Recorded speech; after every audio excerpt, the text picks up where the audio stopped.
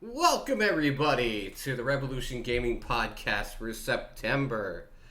And yes, of course, Mario, it has to be this song. The greatest song to ever be blessed upon us by a video game. Ever.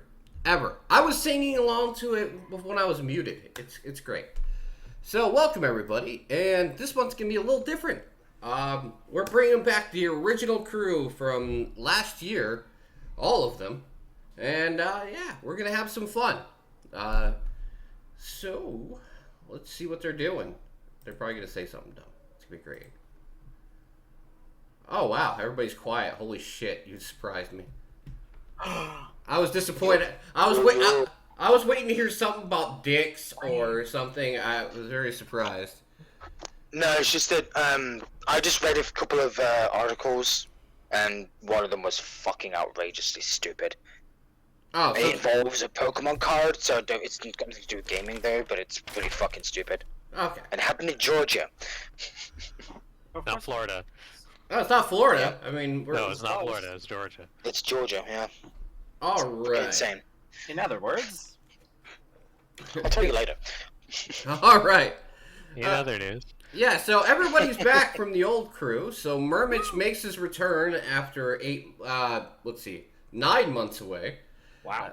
Yeah. Then that means he has to start over. He's back to being the intern, at least this month. For this, I'm a guest star for now. oh God, he's never gonna be a star. But technically, I'm a guest as well. Yeah, because Silver hasn't been here in 3 months either. Yes, taking an it's been official very break. lonely, guys. Why would you leave me alone with Tim? So Kidding. I do, Sleep schedule, dude. That's one of the main reasons. I do have one thing to say. That going forward, there is going to be more changes to the podcast after this month.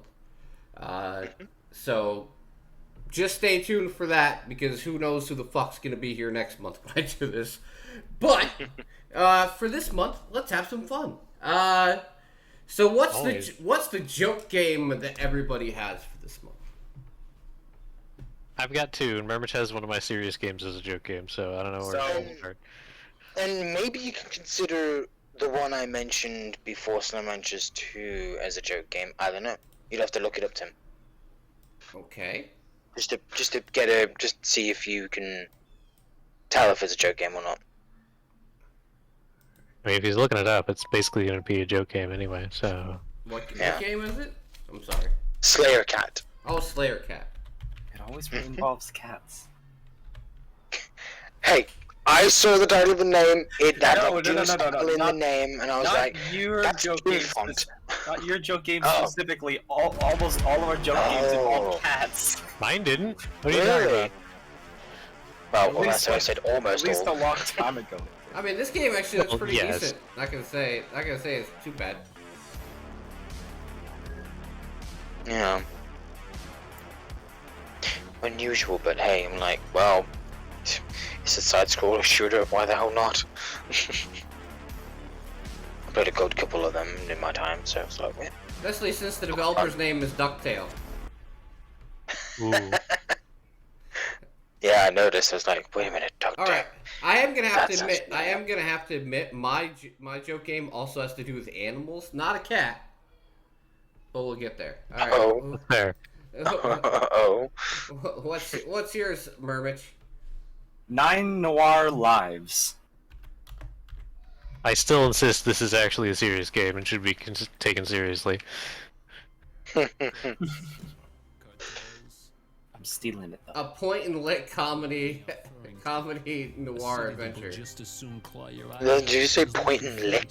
Yes. That is Yes. what it says. Yes, and high points of this feline fertility. Yeah. I No. play on words. Solve the mystery of a murder that threatens to spill into the city like an overturned saucer. What is it with cats? No, it's good. Between the powerful Montemute and Catula Well, I families. mean, cats are fucking adorable. Like an overeager kitten in a new house. Until you Nick start Frost seeing and them Al questions anthropomorphized I'm definitely and sorry see them about smoking it. cigarettes. You know, Then it at gets the time, dark from there. I mean, like a stretch detective legs, game? What the fuck? and dive into 9 Noir lie. What? Yeah, No, this is completely different. What? This, no. No. Yeah. What? No, Dad. Answer the immortal question: how many things need to be licked to solve a It sounds like he's trying to be like, all I really need is more cowbell.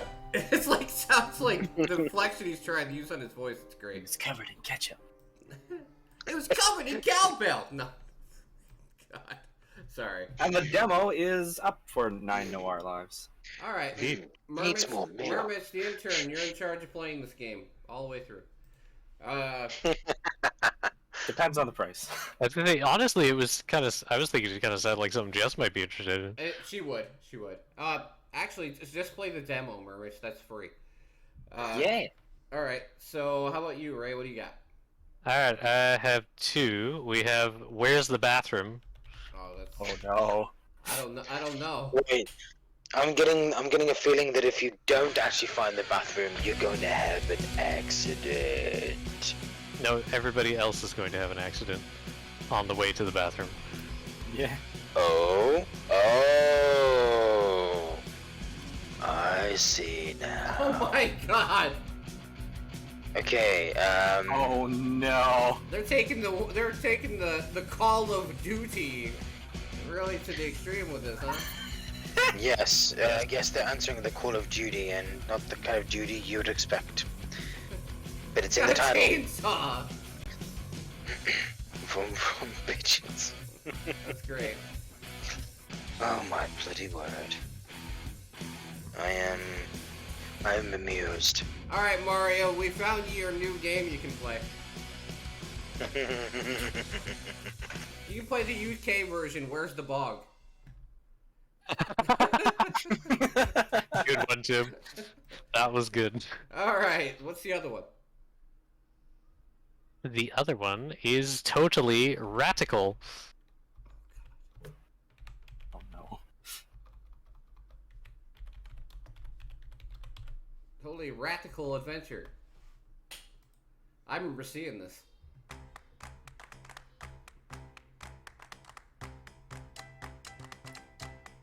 Oh yeah, I mean that is pretty radical. Is it not? No false advertising. It's very- I especially like the animations for the jumping and diving. Just boy. Very high quality. Is this PS5, man? That graphics, bro. It's Graphics. where the bog. It's where. Where's the bog? Yeah. Where the bog at?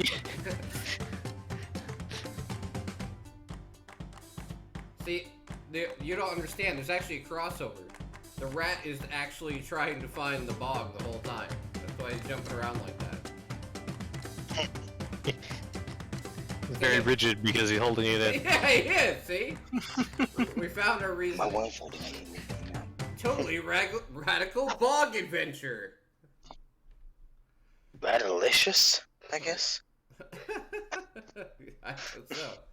That's a pretty good one. All right, mine. Actually, I'm gonna bring it over from Discord because I already looked this up, and I have the link and everything. Yeah, I keep forgetting. We could just go post these in the Discord chat, and then it'd That's be how- easier for that's him to a- find them. That's how I didn't forget. So, mine is chicken feet. Oh no. Unfortunately, Ah. it doesn't have a trailer, but it does show the chicken, and it's pretty Just fucking. show the chicken. Yeah. You Chicken don't feet, say. I hope it shows the chicken. Dog. Chicken Feet is a first-person survival stealth horror game about a giant What? angry chicken. Descend What? into the test of Goober Laboratories and uncover the horrors that lie beneath the lab's shiny facade. So, are we the chicken, or are we No. hiding from No, it? you're running from the chicken, Yeah, dude. we're running from the chicken. Oh, okay, yeah. So it's ladder. Dun dun dun dun. I mean, look at the chicken. Yeah, It's because- huge. Dude, this is like I mean- Chicken Run's Revenge. It's like I mean, let's face it. Would you be terrified if you were actually the chicken and you were chasing down people with guns, or giant swords? Okay, that would just be totally wacky. I mean, but listen, yeah, chicken I feet. just want to go visit Goober Research. I want to know what they I make. don't know. I don't know if you could. you probably take don't this want to know. as a There's giant game. chickens. This I work. don't know if you could take it as a joke game. It looks too serious to be a joke game. Look at the screen. The Okay, visual. look at the cover screen. It's a chicken going. Ah! No, there's nothing serious. But yeah,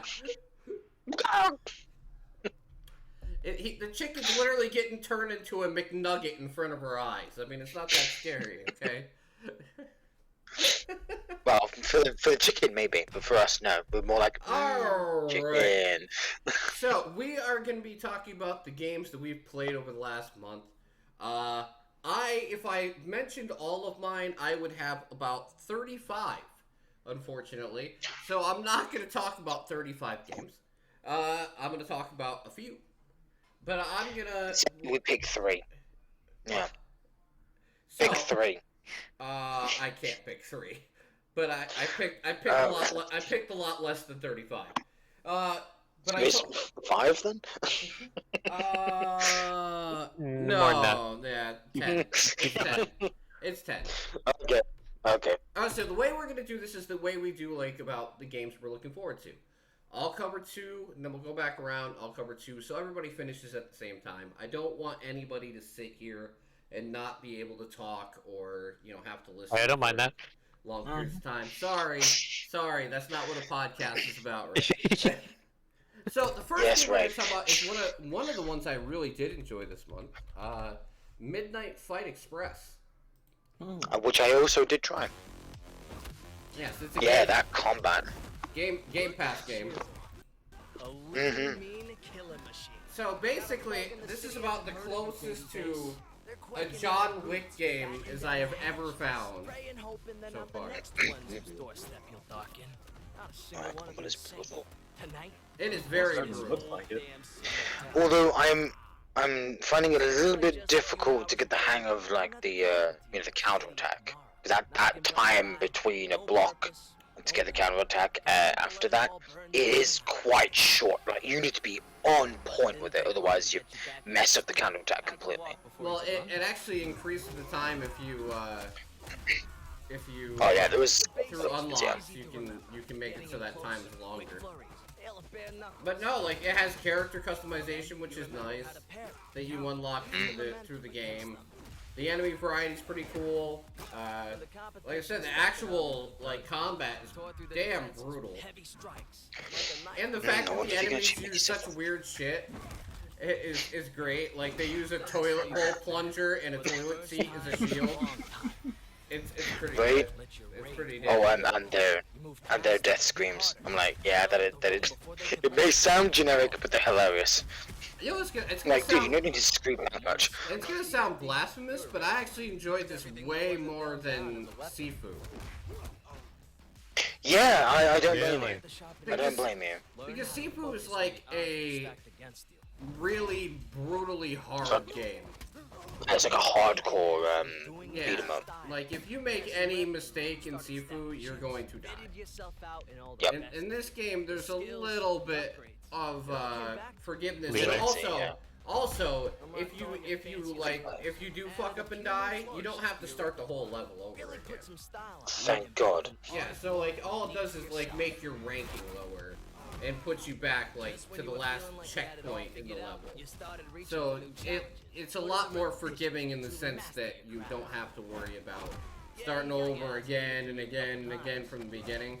There are hard-ass enemies, but like you sit there and you go, okay, I fucked up, and then next time it pretty much guides you how to beat the enemy correctly. And it does have guns, but they have very limited ammo, so just like John Wick style, it's like bang, bang, bang, these ones are dead, and then you have to throw the gun because you have no ammo. So it's, And you can Improvise throw a gun. and do what you can. yeah, exactly. And you can throw guns at people too. And you pretty much use everything around you as a weapon. Oh, yeah. Trash cans, anything you find. Fat Joker. You can throw them around and basically use everything as a weapon, or to break a enemy's shield, or break do a down heavy defense. attack. Yeah, so you basically have different ways to approach every enemy in the game. So I'm very happy with this game. This game is a 9 out of 10. I've already put quite a bit of time in it because I played it on stream for an hour and then I played it the other day for another hour and a half, so I have 2.5 hours in the game so far. And also those radical physics. Yeah, and this is kind of like my friend Pedro and the fact that one, it has a gift generator at the end of each level that it tries to like find your best things that you do in each level. That's really cool, and it's got like different perks you can get by the basis of your score. So if you like do a run and your first time through you get a D, and then you go farther into the game and you're like, well, I want to go back to the beginning and like see if I can improve some of my scores from a certain part. You can. So that's cool, and it keeps you wanting to play more. So yeah, I rank it pretty high. I was excited for the game. It's another Humble Games published game that's actually really good. And now that Humble Games has a contract with Xbox, they're releasing like their next 7 games on Game Pass Day 1. So I'll definitely be covering all of them, I guess. So that's good. Next one is Slaycation Paradise. This game is good and bad. Rough. It's very funny. Very funny.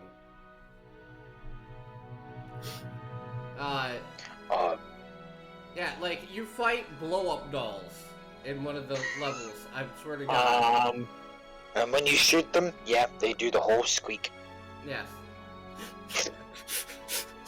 But it's only one level, Mermid, so don't get like it's not a smut game. But no. It's like a shoot 'em up tower defense. More funny than anything else. It pretty much is a shooter tower defense game, pretty much. Yeah, what you're trying to do is you go through areas and you try and salvage as much like materials and guns or anything else or blueprints that you can find in a certain area. And then after that, you try and escape. So you build up tower defense objects around the portal out of each level. And then at the end of it, you activate that portal when your time runs out. And it goes into like a tower defense mode. Which you have to try and survive for like a minute at the end to see if you can actually get out of there and succeed in the level. Plus, they all have like parameters that be like build 3 guns or salvage 15 pieces of salvage, or there's prerequisites to everything that you every level that you go in. So it's fun, but it's very difficult. I mean, super brutal. The time they give you to do anything is so short. I mean, like 2.5 minutes? Yeah, it's like 2.5 minutes to salvage, build, and get ready to leave. Wow. If it gets longer later on in the game, that'd be great. But like at the beginning, it's literally like during the tutorial, it's 1 minute and 5 seconds. So it's literally find 2 pieces of salvage, find where we can throw up a couple walls, and then pray to God you can shoot them all down. You shouldn't be dying during the tutorial. That's what I say. I died on the second tutorial level. And it wasn't because I was trying to be like, I wasn't listening to the game, or I was trying to be like half-assed. No, literally, it was like, hurry up. I couldn't get everything built in time, and then they just sent a zombie horde at me, and I died. So, it's not very forgiving, but the premise is very funny. It has a ton of unlocks in it. And if you're really good at tower defense games, you could probably have an amazing time with this. So I'm not rated a 6, but if you're really good at tower defense, it could be something that you would really enjoy, and the humor just bumps it up a little bit too. So it's not that I find the game bad or anything. I just find it to be unnecessarily brutal for some fucking reason. Like, it doesn't have any difficulty modes, so it's basically just whatever they choose to put you at. And like I said, I went to tutorial and I did not fuck around. I listened to everything the game said to do, and I still was like getting destroyed. So the difficulty did seem a bit excessive. Yeah, But all right. Borderline Dark Souls. Hmm. Which is strange. All right. So who wants to go first out of you guys? And you're not going to sit there and be silent. Someone's going to save me. I think I only have 3 today or this month, and I believe 2 of them we played together. Well, we both have on our list, Tim. So. Okay. And then I've got one that pairs with Ray. Kind of. So you want How many you guys? you want to talk about Endling? I'm guessing. I talked about Endling already. Didn't I talk about that last month? Well, you talked about a little bit about it, and you said you had to play more of it. Oh yeah, I hadn't played any more of it though. Okay, that's since fine. then, so. All right. So Should I what go? do you want to talk about? I suppose I can talk about Illuminaria since you passed that to me. Hey, I spelled it right. Holy shit. Nice. I know. Just- I was rather curious about it since the gameplay and description didn't really. They're not extremely descriptive about it, but it's how do you describe it? It's basically like a resource management game. You're designing like kind of like base and storage area for your little minions to run around and gather and store resources, craft them into things, and you have to defend these bases from enemies. And it has quite a few different gameplay elements. Like there's obviously the base designing, which is just in a grid. But then some of these bases also have like a core you have to defend below them, which has kind of like a side-scrolling like wave defense Okay. mode onto it. Mm-hmm. So you have to set up turrets there that'll attack those enemies, and you have like a few power-ups you can use on the turrets or just to deal damage to all the enemies at once. Nice. And then there's also the opposite of that, where like you have to go attack like a corrupted core to take over a new base. So you have to like set up golem protection, and then you can use the core like the golems that you build to attack that core in a wave defense sort of thing. So Until you can break the core. enjoy it at all? It was fun. It was very interesting. And I think what was most interesting is it's presented to you as like individual levels. So like you have level 1, level 2, level 3, and each one has a different base on it. But once you've completed the level where you have to run power from your core to the end of the level, that base is still available and becomes just kind of like a base that you use. Like you can take resources from that base and move them to another base, and you still have to defend that base sort of from enemies if they attack it. Interesting.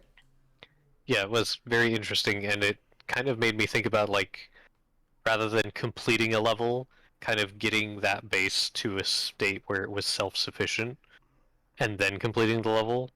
Because that way you can use it after. Because then I could just kind of ignore it after it's done and move on to the next one.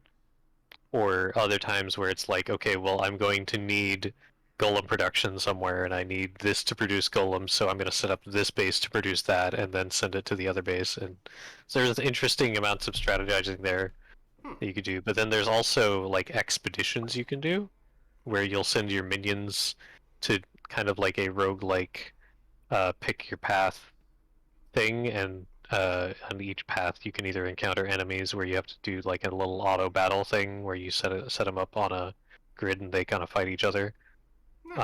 Or you'll run into like chests which are trapped and you have to hit like open it on with a timing thing so you don't lose resources.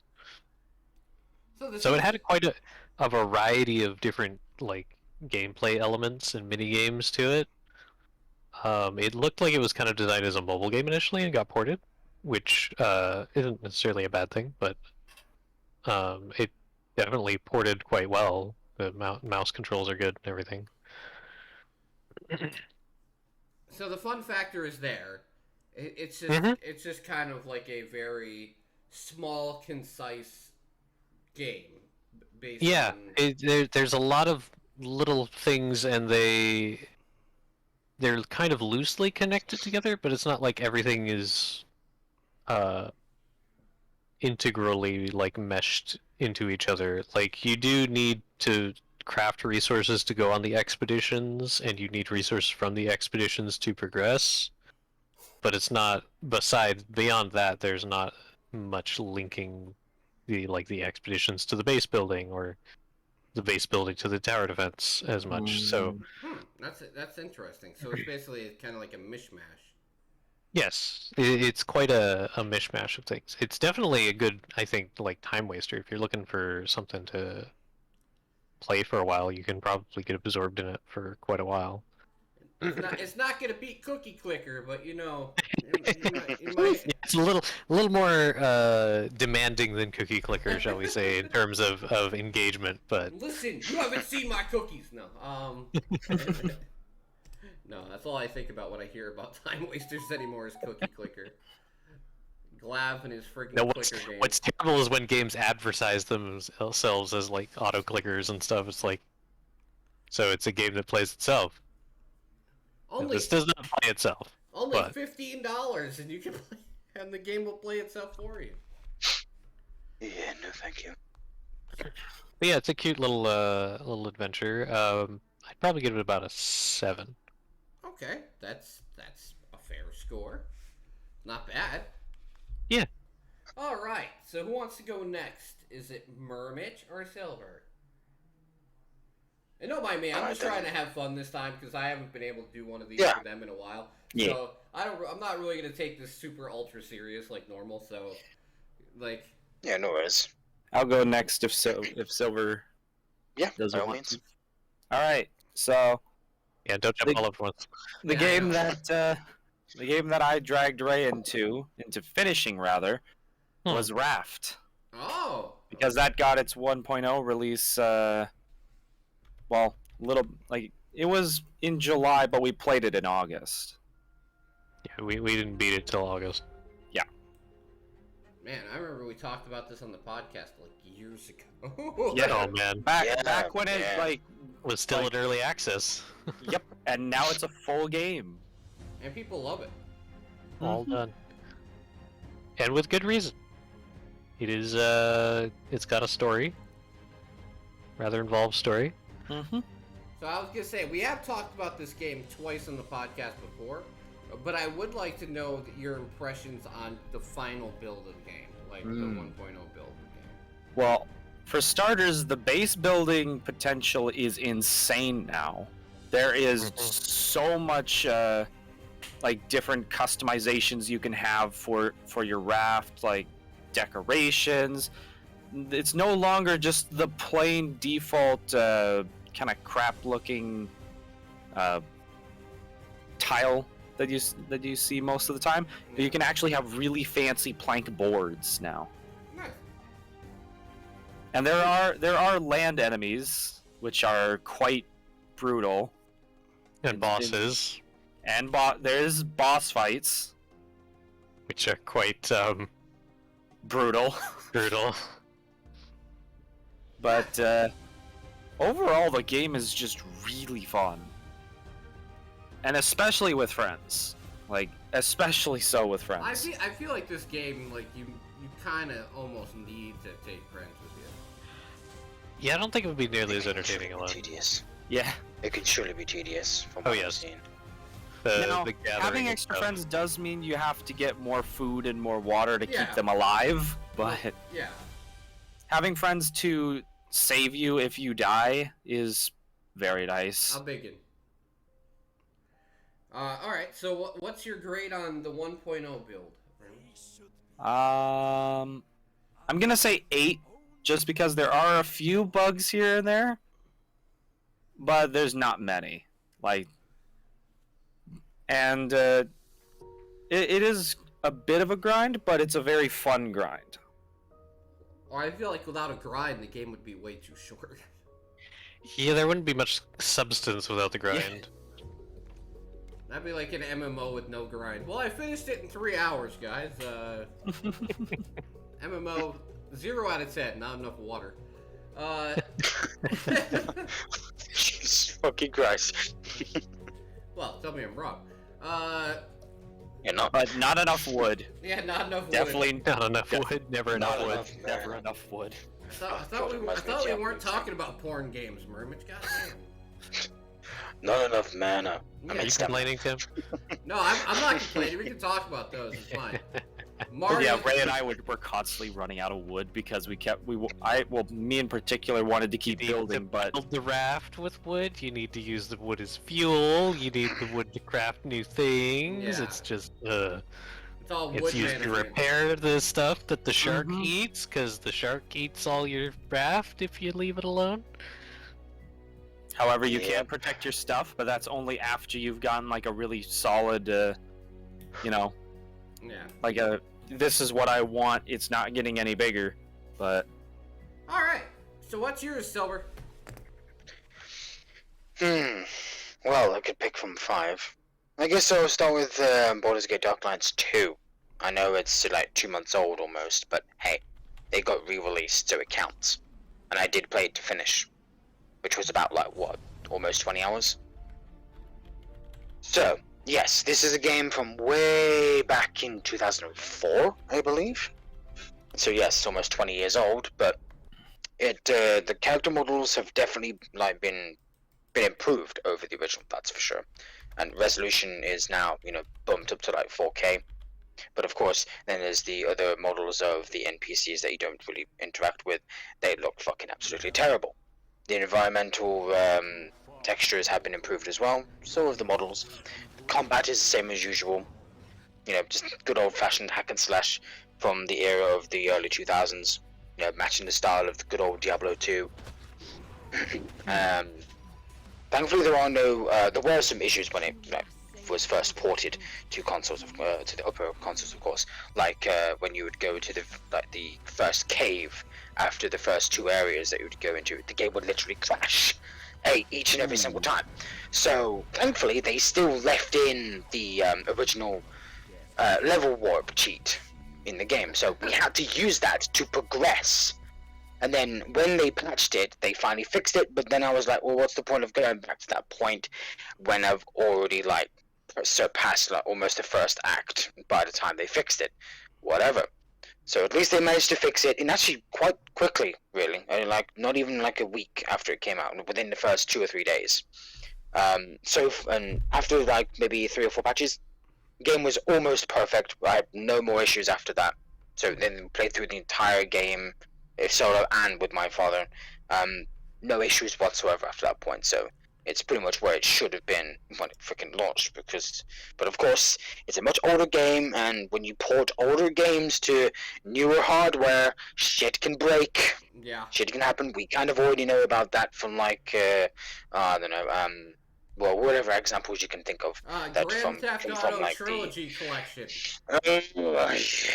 Yeah, screw you, 2K, and screw you, Rockstar. Rockstar. Yeah, screw you, Rockstar. You done fucked it up. But yeah, there's a bad example of how to not do it right. There's more examples of bad than there is good, so yeah. Yep. However, I will say the price tag. I'm like, this is over a 20-year-old game. 30-odd quid is not really worth the upscaling that you did. No, you'd have needed to do a little bit more, like maybe even add some new content. I mean, this is 1-to-1 direct port from the PS2 and Xbox version. Actually, no, I believe this was actually on PS2, but at least it's on PC now. So hey, you can enjoy it. Yeah. It's a direct port. I'm looking down and up, and I'm like, every game except for 2 on my list is cheaper than that. Yeah. I'm like, holy shit! Yeah. $30 for a remaster of a game Yeah. old. Yeah, and it is, and as I said, only the textures, the textures of the environments and the character models of the NPCs and the characters you can play as have been touched up. The rest of the character models that the NPCs that just walk around in Baldur's Gate, which is the hub city, that you basically go from location to location in, they haven't been upped at all. They they don't have fucking eyes that blink. They just have like textures that are just like placed on. But at least they look like people, I guess. They're not like they're not like flat. They are 3D models. It's just they can't have expressions because they don't have eyes or even mouths they can move. Don't worry, don't worry, Silver. In about a year, they'll release Baldur's Gate Dark Alliance 2 Part 1 and charge $70 for it, and everybody will buy it. No, not Square Enix. Tim, we're not segueing to that piece of news, okay? No, what? Yet. I wasn't segueing into anything. That almost sounded like a segue. No. Jokes aside, you're not wrong, though. You're not wrong. What the fuck? I don't give a shit if it was remastered. From what I've heard, unless you haven't played the original at all on PS3 or PS4, then fine. But even still, at $70, 70 quid, whatever the fuck your currency is, it's not fucking worth it. Because they took out multiplayer. Listen, They've already taken a huge chunk of the game, so fuck you for that. I'm not going to go on a big tangent about it, but here's my thoughts on it, right? They could charge $150 for that game. The people that really like Sony, the Sony ponies, will still buy that shit. They don't care. Like, they look at The Last of Us as the best game of all time. Story-wise, it actually is a good game, but it doesn't need to be remastered 3 times in 9 years either. No, they didn't. They did it from. Sorry. They made it a PS3 game. They released it again on PS4, and PS4 Pro, which was a pretty significant upgrade. They didn't need to do it again. They didn't. I agree. And then cut everything off of the game except for the base game. Charge $70 for it. Have actually a deluxe edition that charge people more money to have the DLC in the game and take the multiplayer out. So people are paying $100 for a game that you could buy on PS4 for like $20 and get the same amount of content, but you get slightly better textures. Whatever. Wait a minute. Are you fucking telling me they didn't even include Left Behind DLC in the fucking? That's the deluxe edition of the game. Are you fucking serious? Absolutely. 100%. Oh my fucking god! What the absolute fuck? That is goddamn outrageous. That's the $100 edition of the game. People, get your heads out your fucking asses and just get the PS4 version, the remastered PS4 version. You not only get the fucking DLC with the same price, you also get the fucking multiplayer. Fuck the PS5 version, fuck it to hell, and fuck Sony for this bullshit, and fuck Naughty Dog also for obeying their masters. Listen, fuck them. It's already coming out on PC next year, right? I'm gonna buy it on PC. I'm gonna get the Family Guy mod, and me and Meg will save the world together. Okay, I will play Peter Griffin and go around shooting all the bad guys, carrying around Meg and saying "Shut up, Meg" all the time, just to piss off the Sony fans even more. You know what? That I would find that extremely entertaining if that would actually happen. It will. Have you seen the ones for Spider-Man? They had I have not. They had ones for Shrek. They had ones for Peter Parker's Uncle Ben's gravestone flying around the sky. Oh no! that is just the best one I saw though was Kermit. He'd be rolling in his grave if his grave wasn't rolling in the sky. I'm sorry, I don't care if it's a fictional character. That is fucking disrespectful. Kermit is so disrespectful. No, but Kermit was the best. Kermit was the best.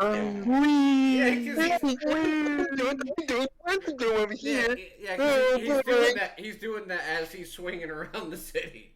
Oh boy, I love to fly. See, exactly. Where is my cheap plane ticket? Oh wait, I don't need one. All right, so what's your review, Kermit? I mean, sorry, Silver.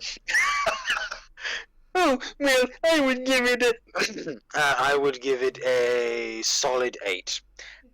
They actually did put some work into it, and they did fix all the issues.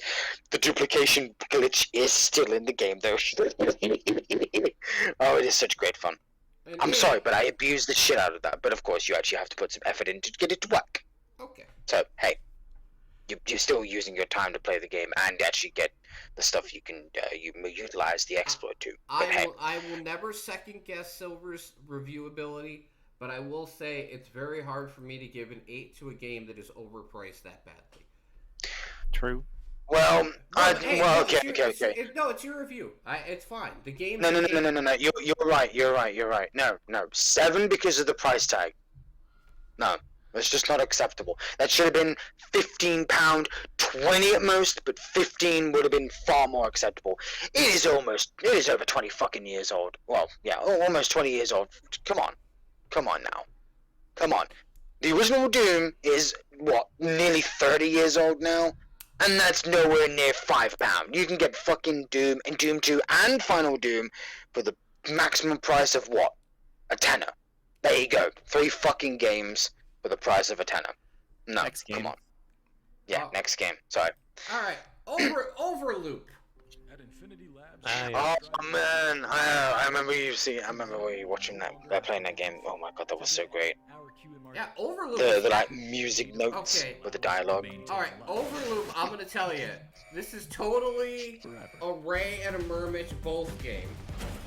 Because it is a platformer that is literally a puzzle platformer. Because you create clones of yourself to solve puzzles.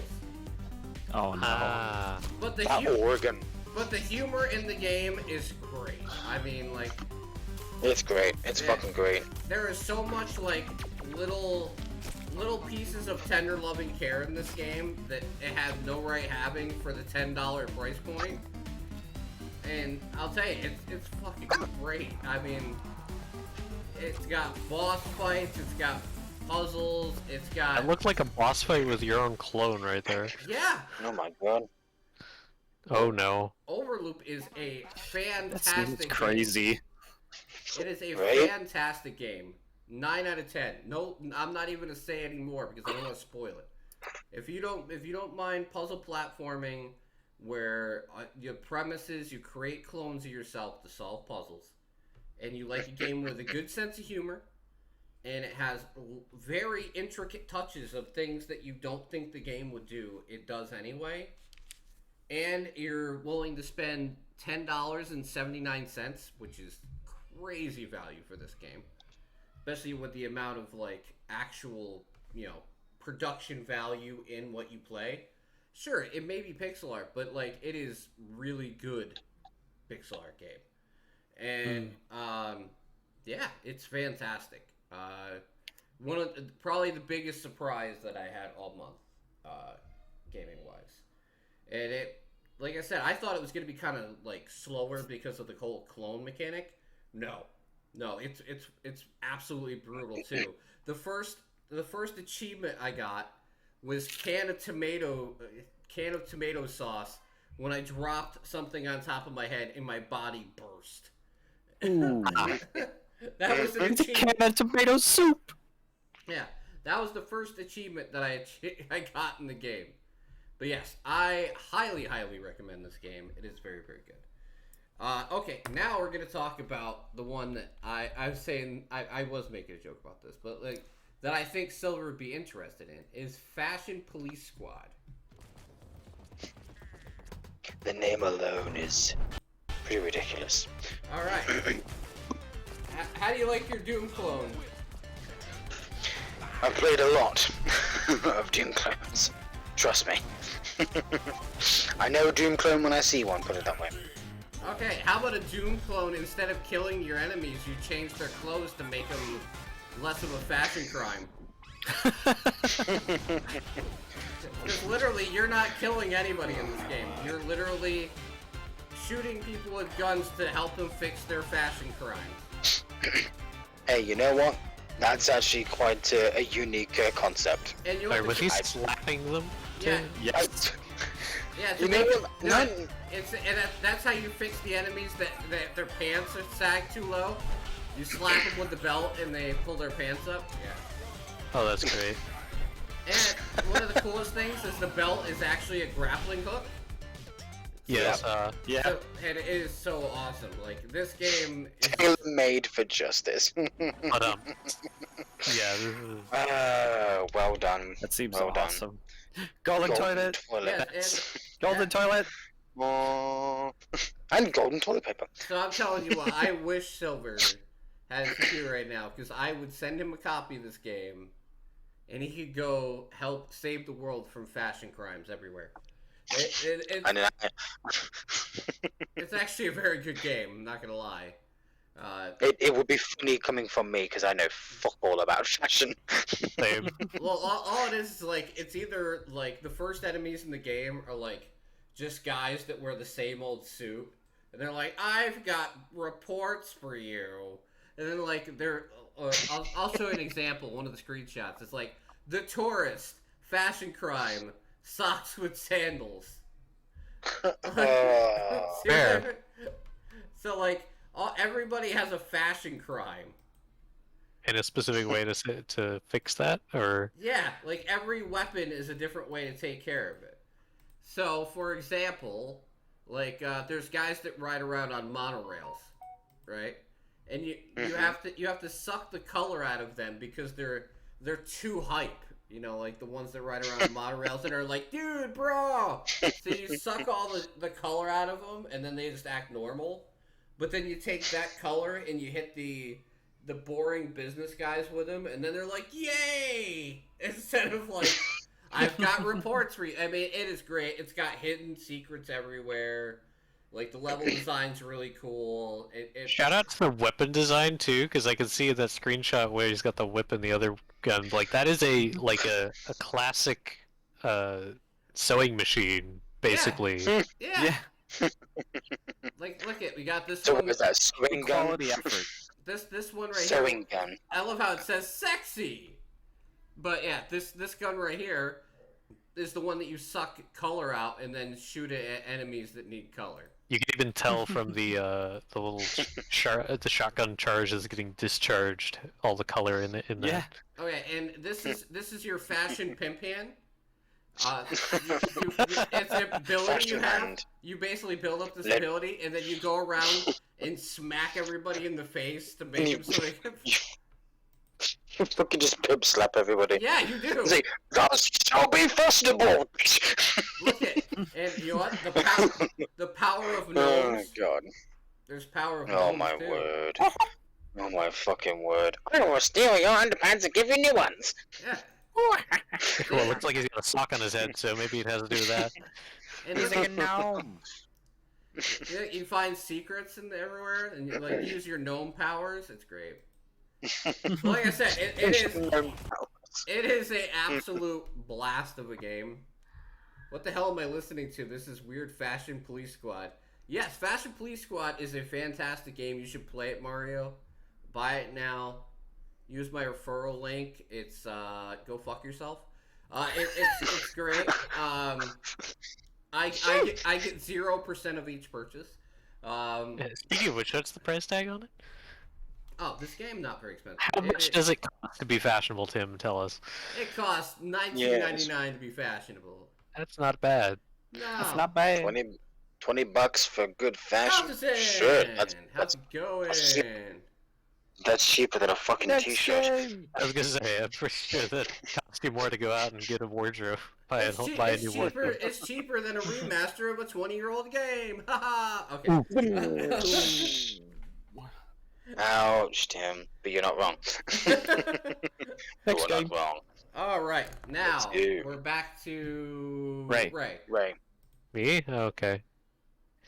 That's so alright, enthusiastic when it Altison, that's the next segment. We're doing our reviews right now, but after that, yes, it's all about games for the next month. So I think the only other two things I played are also things you have played, Tim, and actually Murmich has played this one too. Catch Me. Did we haven't talked about that yet, have we? Not yet. Nope. Because we played an hour of that with Jess. Well, now you can. Yep, that's me. The game of Oh my tag. god, it's I got the guess you're wondering how I got Forspoken here. trailer. Oh, for fuck's No, sake. listen. Oh, Jesus Christ. Yep. I that's can't hear me. anything because I have my thing I muted. guess you're wondering how I got here.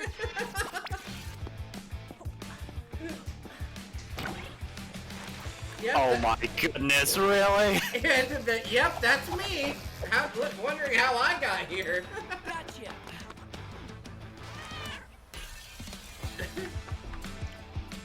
Oh man. No, I had a lot of fun playing this game. To be real. So It what was do a you think? lot of fun and just raged. It was hilarious. Yeah, mine is I it's remember. basically an I think upgraded I, version of Speedrunner. Except you're not racing, you're just playing tag. Go ahead, Ray. It's your game. Well, yeah, no, it was pretty wild. Like you're playing tag essentially with a bunch of people, and then trying to collect points from specific locations on the map. Well, the little golden vending machine looking things. Yeah, it's definitely a fun little arcade thing to play with friends. Though I don't know how balanced I'd say it is, because if everybody else kind of works together to like cut you off, it can be really hard to get through. And that's why my wife But at the raised- same time, everybody gets greedy because they want to win. Right. So, Yeah, so it can be if you can competitive. play with a bunch of people that aren't being too serious, then it's definitely a lot of fun. But it definitely has a good, I think, skill ceiling, because you can like dash past people if they don't also dash to catch you. And juking people and doing the wall climbing and stuff is challenging but fun. I love how it says electrocute other players or throw cats at them. No cats were harmed in the production of this game. Obviously, it's all digital, thank God. Yes. Yep. So I quite enjoyed it, surprisingly. It was very fun. I'd be interested in how much more content, because that's the other thing. They only had what was it, 5 4? levels? 4 or Six. 5 levels? They have Was it they have 6? something more coming out this month. Because I'd like to see more levels, and maybe a little better designed levels. I feel like some of the levels weren't Great. exactly fairly balanced or designed per se. But I guess the Spawning next can be a little odd. I guess the next content update is due out this month. So That'd be interesting. I'd like to look at that. according to the well, if you go in game, there's the road Roadmap, yeah. roadmap for the game. Yeah, it was neat. I liked it. Still looking a It's lot fun. better than the roadmap for Halo Infinite. Ah. Oh, I'm still isn't fucking out yet. See, Correct. See, we don't have to talk about news, because I'm just gonna integrate it into everything we fucking do. At this point. Perfect. Yeah. Yeah, and then Yippee! you get How's it going, man? and then you get a reaction out of me. There you go. Everybody's your favorite streamer. It's fair. But yeah. So I'll give this one a 7. yeah, I enjoyed it for what it was. It's definitely seriously Same. early. Like, it hasn't had one content update since then. Is it still technically early access, or is it Yes, it full is. release? Yeah. Yeah. That's why it's got, like, I think it's not coming out full until, like, summer of next year. Mm. So, But they're supposed taking to, their time. they're gonna have, like, I guess they're supposed to have, like, 20 maps by the time it fully comes out. That'd be good. That's a sizable map count, yeah. Yeah, sure is. Alright, so, Murmich. Way of the Hunter. Oh, God. Okay. I've been waiting for this. I saw what happened to you both. Yeah, multiplayer fun. seems to be it needs some fucking unstable. work. Do we come here? It needs some fucking work. No, okay, Murmich is the subtle nice one, I'm the blunt one. It needs some fucking work. Alright, Murmich. Tell me what you not thought of do the this. game. Connection between man and nature. What, me or Silver? No, you. Tell me what you thought of the game. Now, it is very, very fun when you're playing with friends, because not for the reasons that the game is meant to be played. Yes, we don't take it seriously. It is very, very annoying when you're trying to sneak up on animals, but you're nowhere near them, yet they somehow, and you're downwind of them, yet they somehow still hear you 250 meters away. Of the hunt. Yeah, it's kind of some bullshit. And I spent 3 hours, almost probably 4 at this point, trying to catch a single stupid black goat that I could not find. The tracking. Jesus. Actually, no, it's bighorn sheep, not a The goat. feeling But of wet whatever. grass against your That takes the skin piss. as you crawl No, It was quite and the waiting annoying. time So that's when you go on to Wiimod, and there's a one where it makes you have 10 times the speed, so you can run faster than the animals. So that's great. No, I- Tim. I know. No. I didn't do it. I saw a video of somebody And I- doing it. It was great. And I didn't do it either. my I properly hunted and bought myself the nicest scope so I could actually zoom in into a No, proper but there was distance where I somebody could on there snipe them. But who was running so fast that he was crashing into the deer, and they were flying like 500 feet away. It was great. Oh, that's hilarious. that does sound hilarious. What is roadkill? No, it doesn't. It's great. He was actually You can run it over with your own 2 feet. he was bagging and tagging. As Oh my God. as me and Tim's little adventure together on his stream showed, there is a lot of very crazy stuff that you can get up to, such as crashing into your friend's vehicle so it stops working for them, and your own, Sending and people having to flying. walk Or having having to someone walk stand quite on a the hood of ways. your car and having your car do a pirouette in the middle of the road. Let's just say the Your physics friend's engine isn't flying. necessarily designed to handle multiplayer. And screw half the time a mountain to jump off to get the incapacitated thing. Just have your friends run you over. Yeah, this game. Because that's what they did. This game was not built for multiplayer. It was whatsoever. not. Like, Hey, at least you can appreciate the fact that they No, actually they- put it in, even though it doesn't no, really listen. work well. This game's supposed to be 4-player co-op. I couldn't Oh, imagine God. the amount It of. couldn't handle 2. Exactly, you couldn't handle 2. At 4, it would probably just absolutely destroy the game. Oh yeah. That'd be funny though.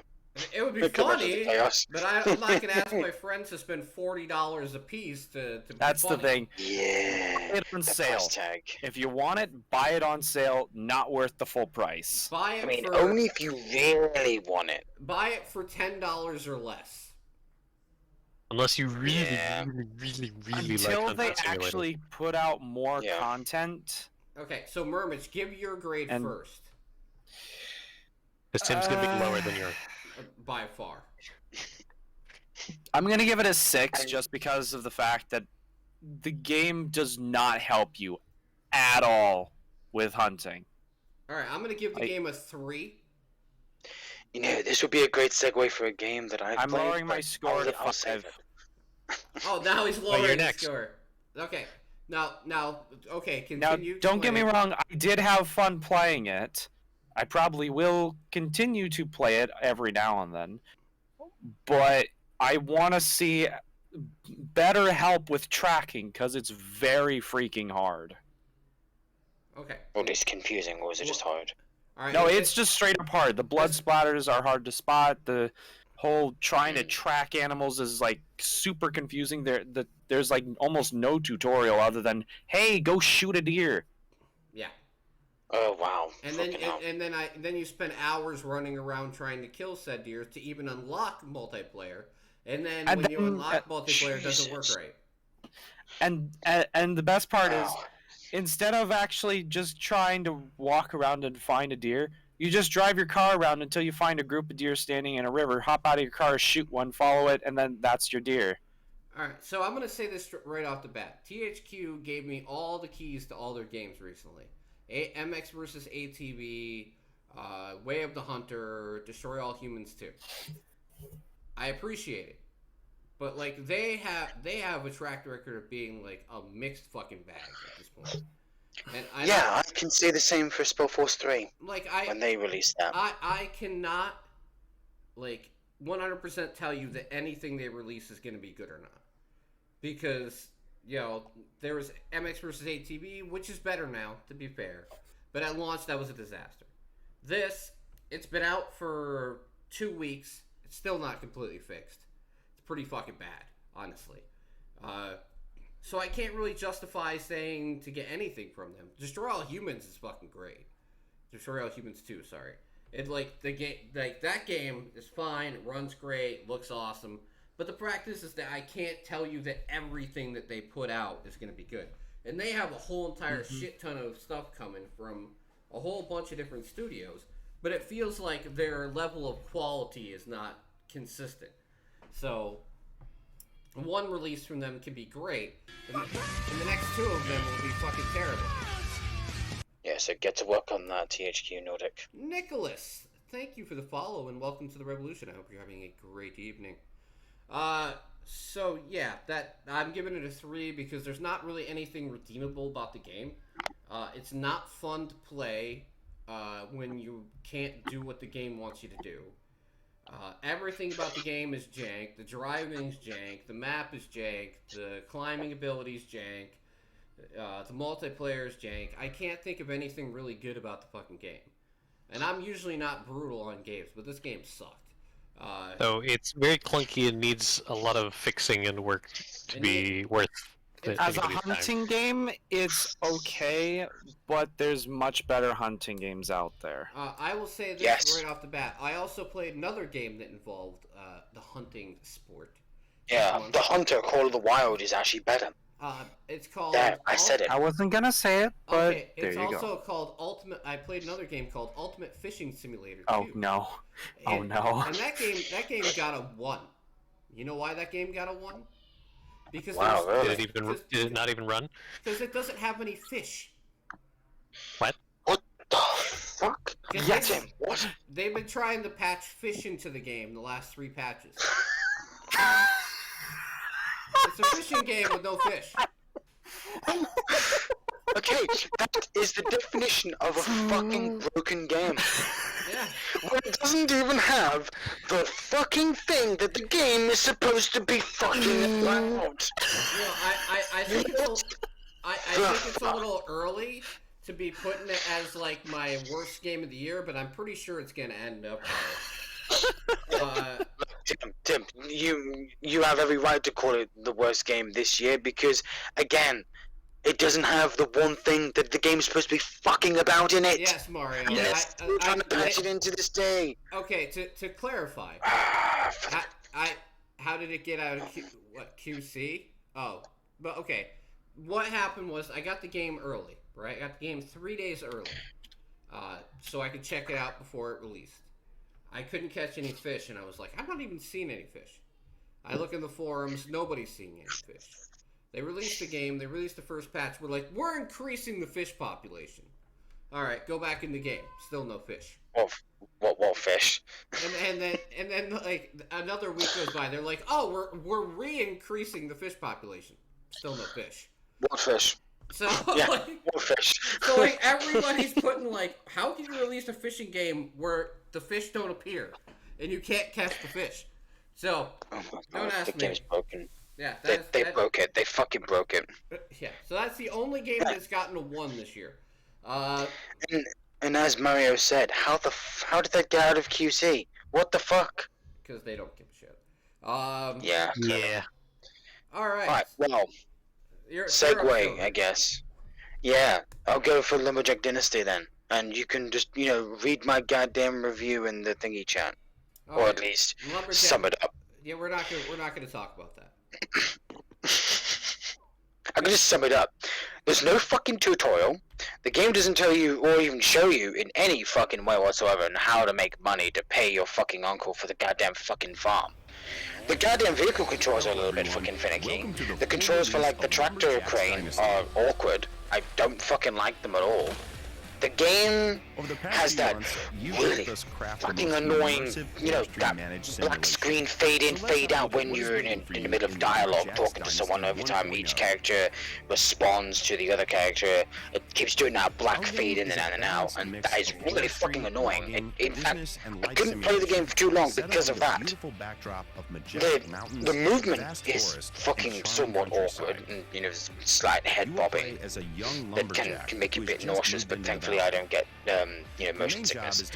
And also, like, there's some real issues with scaffolding placement, especially in the fucking barn, where I literally had to glitch through one of the beams to fix the fucking roof.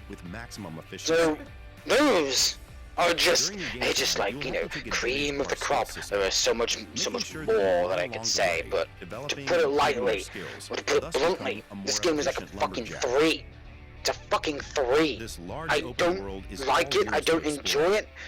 You know what's The funny? voices are bad, Meet and it's the made by a locals, German team, harvest I'm timber, sorry. and build your But business. sometimes, some people Repair make and bad upgrade buildings on games, your property, and this is one and then of them. expand and design them know what's further funny? to take full advantage of the various perks that No they one might agrees give with you. you on Steam.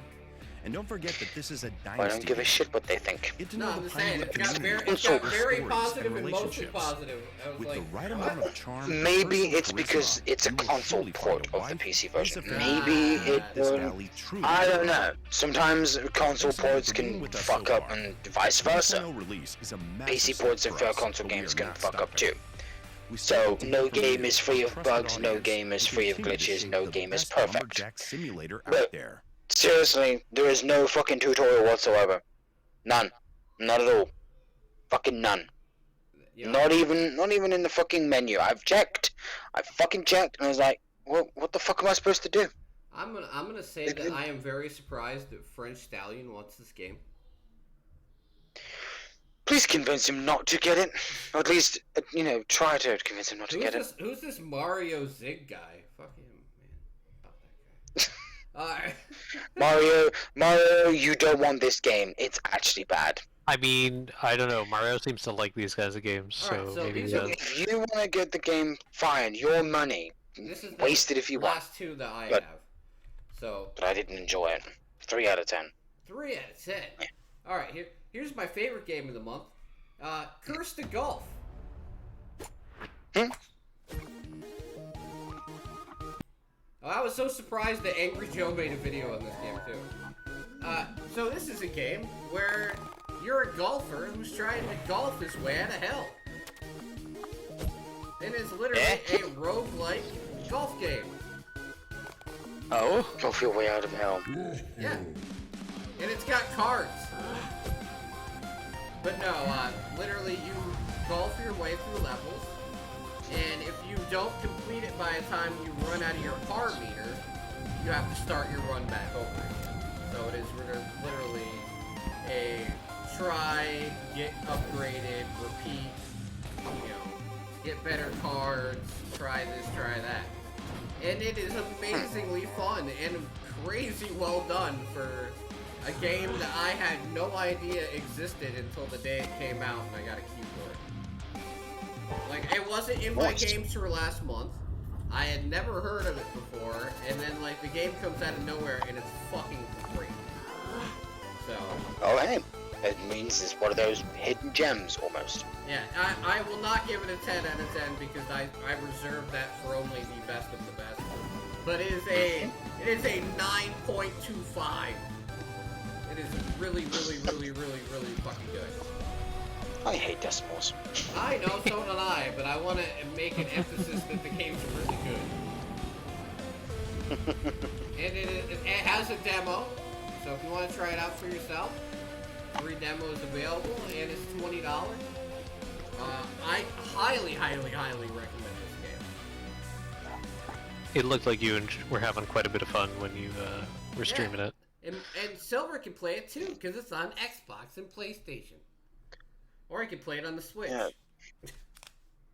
Alright, last one for me is Gigabash, which takes me all the way up to the beginning of the month.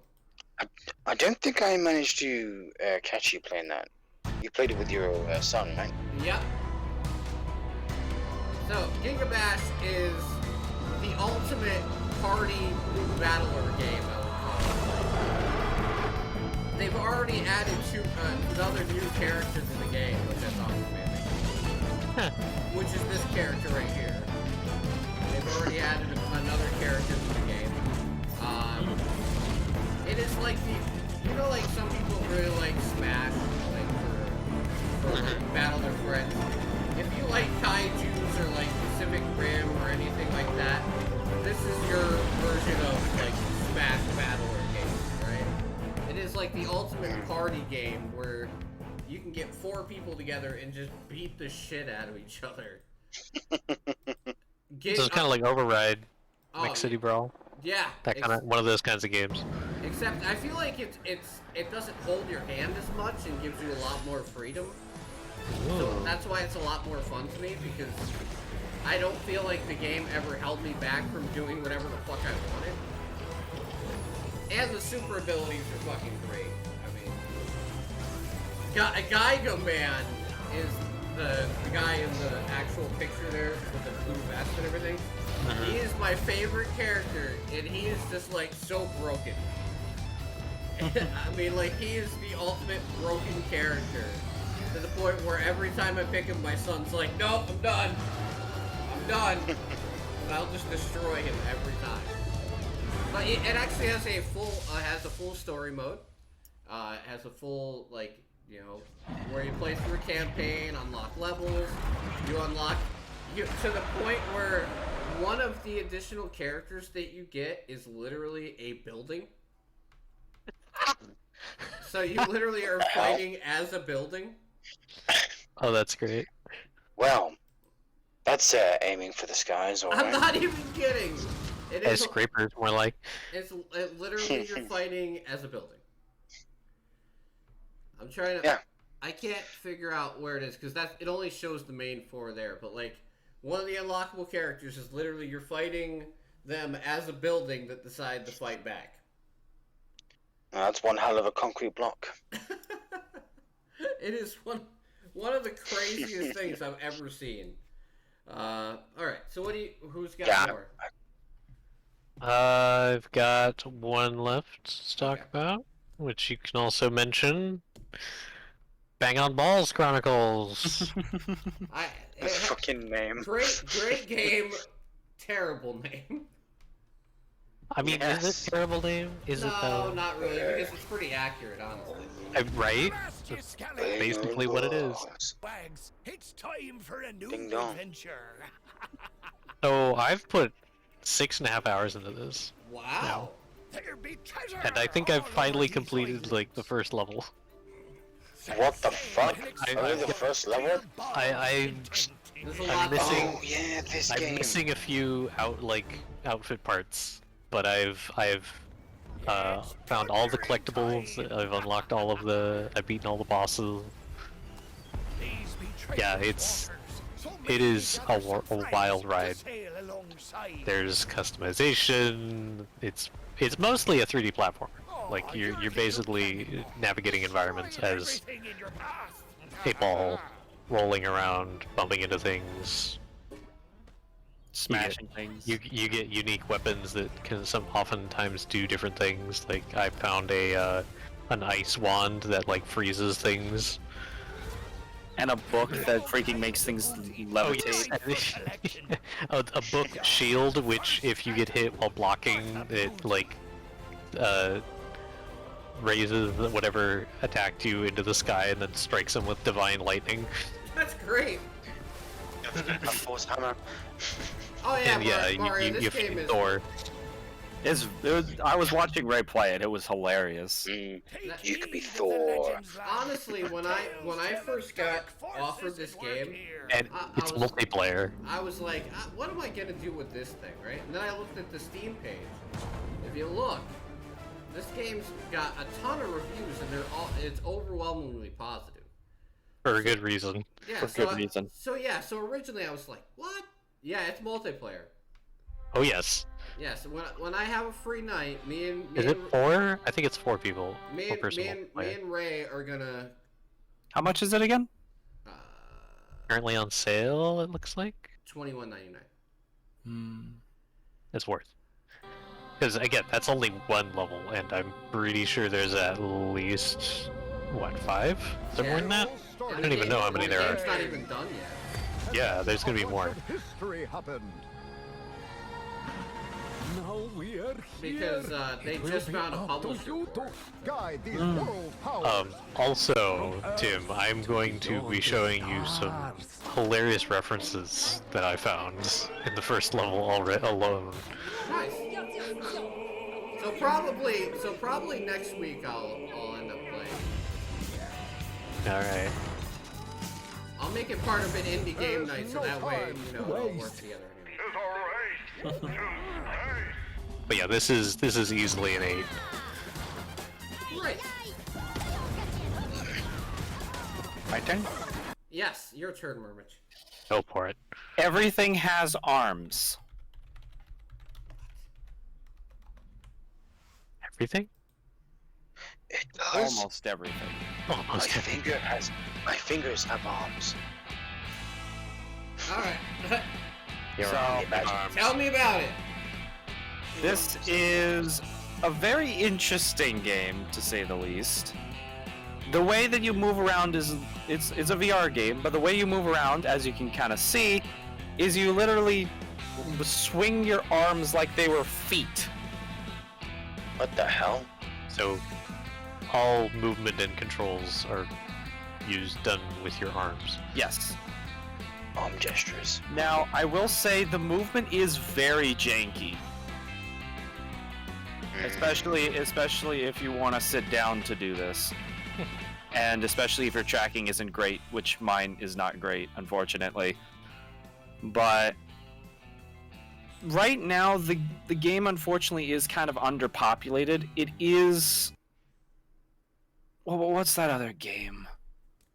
It's not VR chat, but it's. Well, basically, it's like a multiplayer lobby that you go in and you just do a bunch of mini games in. Oh, so he's part of the metaverse now. We got it. He's now joined the metaverse. Please no. No, but basically, like you go in, you do mini games with random people a lot, and the only voices I heard, Yeah.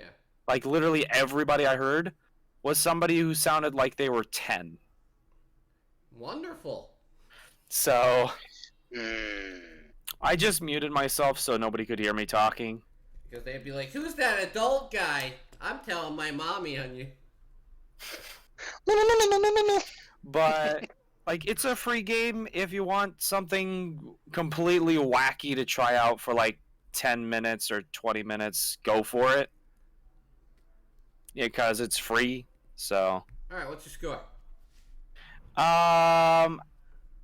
I'm gonna give it a 6 just because like there is some instability issues going on at the moment. So Okay. that'll probably raise by like 1 or 2 if they fix it. All right, Silver. What do you got left? Well, I didn't play too much of Coffee Talk or Sword and You Paladin. don't have to talk about it. If you don't have enough time, all right. that's cool. Well, I will play more, and I'll make sure to get enough time in to actually get more thoughts down. All right. Is I'll that play them both. I'll play more of the both. okay? So is there anybody who has anything more to talk about, or are we done for now? Not I'd say I'm everybody done. speak at once. I'm good. Okay, cool. So during the middle part, like people that don't know, me and these three gentlemen have done this podcast together a lot. I think we were the main crew to do it for about 2 years or so straight. And I decided to try and take it in slightly different direction. It didn't totally work because I tried to incorporate, a female member in, and I couldn't find any. And I tried to find somebody who was outside of our general consensus. And at the end of the day, I kind of missed the fact that I just get to do a podcast with my friends. Because beyond that we're co-hosts or anything, like these people with me are people I've known on the internet for a very long time, and I consider them good friends. So we're gonna take the middle part of. Shut up, you know that. Aww. So we're gonna take the middle part here, and we're gonna talk about like what our favorite memory of doing the podcast together was. Ooh. And mine's pretty easy. It's not a sentimental thing, but it's something I'll never forget, which is the first joke game ever. $1 simulator. That is the one thing that is going to stick with me forever, because Murmich had to play it, and he literally told us how it was just $1 that was stuck Under a rock. under a rock, and that was it. Best review ever in this whole entire podcast. Oh my goodness. So what's your guys' favorite? Oh man. Fucking hell. We've been doing this for how many years now? I could think there's two things that come to mind as like great highlights, and one of them you played during the intro, and surprisingly said that was the best song you'd heard in the podcast, and I was thinking of, wait, what about that other song? And I can't remember the name of the game now. Oh, he's asking for it. Oh, I got it. It was Cardpocalypse. Apocalypse! The sheer amount of joy Tim has from some of these indie game song intros is just amazing. That was the definition of fucking hype. Here you go, Mario, so you know what we're talking about. Apocalypse. Talked about this a while ago. Oh yes, a long time. Oh yeah. Oh, definitely yeah. Not sure. This was Tim's favorite song until I remember very distinctly. the volleyball song came along. I think he even played it during one of his intros too. Listen, there is three songs that I absolutely adore.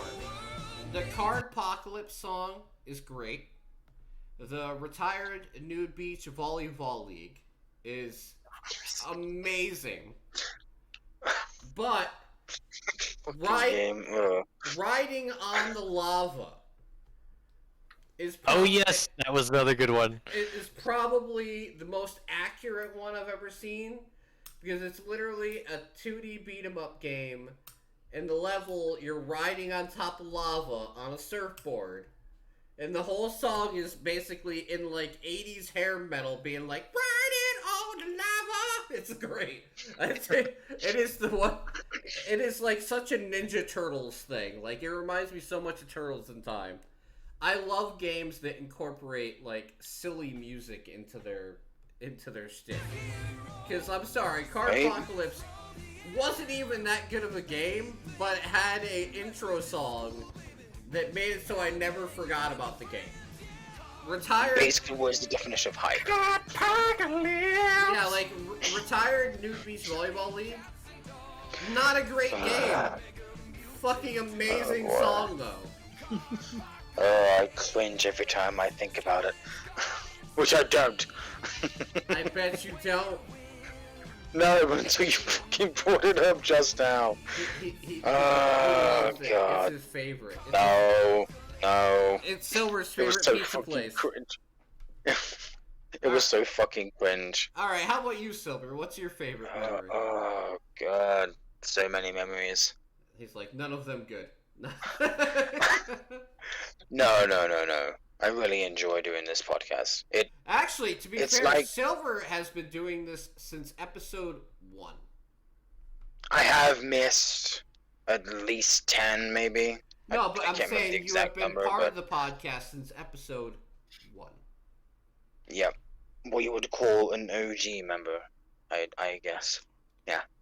Just for people that And, don't know, that back then it was me, Glavius, Soviet Foxtrot, and Silver.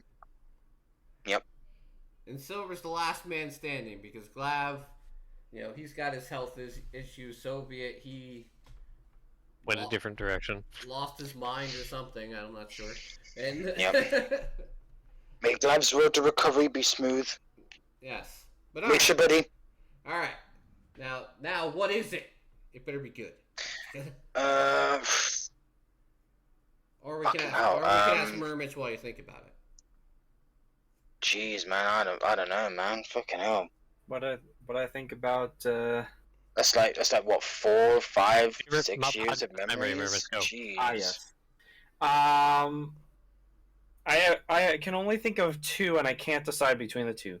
Either A, it's that 1 month where both Silver and I got to talk about Doom Eternal and Oh and yeah. Animal Crossing. Oh god, I think that was my longest fucking one. review of the podcast. And the other was when you made me effing review $1 Simulator. Yeah, see, $1 simulator is so popular. I'd say it probably is Mm. my favorite memory is either my longest review on the podcast or the hype we had when EDF 5 was coming to PC. Oh yeah, I forgot about that. Okay, what was your longest review on the podcast, Silver? I'm pretty sure it was Doom Eternal. It has to be. Because I spoke for like 10, Makes sense. maybe 20 fucking minutes. No, you spoke Maybe longer it than was- that. Or maybe it was something else. I do Pokemon. remember I had like 3 long ass Spoke for no- reviews. Pokemon was long because Well- Burbage and I talked a long time about Pokemon.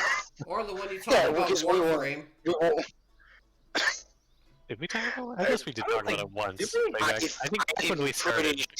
I'm pretty sure, yeah, at least me and, yeah, I'm pretty sure we probably spoke about that. I was gonna say, you're lucky, Tim. We don't do like free-to-play game updates on the podcast Oh because my there's God. so many things we can Jesus talk about there. Christ. No, but you know what? I Yeah, wish, there's- I wish there's you a- guys would write stuff like that in the Discord.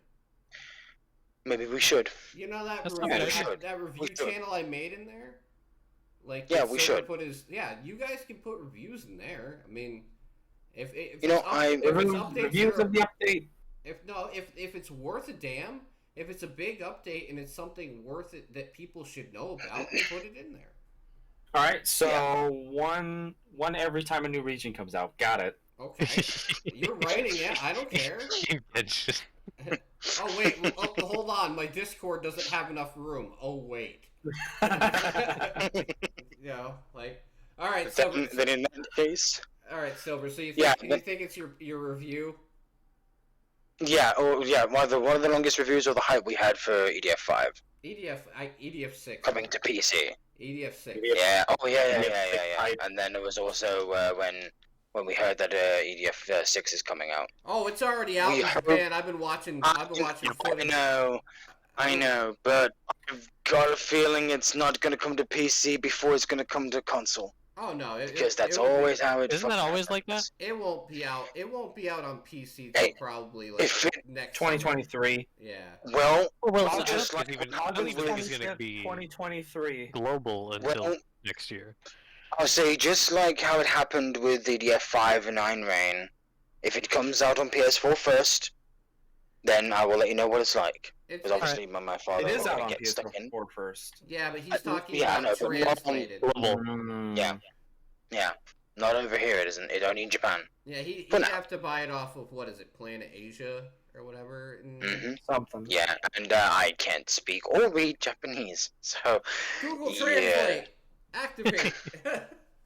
All I right. don't think you can Google Yeah, Translate things no. fast enough. So you know what's funny No. is that I for the longest time I wondered why I bothered doing this last segment. Until now, I've had 4 people just recently tell me that this part is their favorite part of the podcast. Is when we Oh. go over the games for the next month.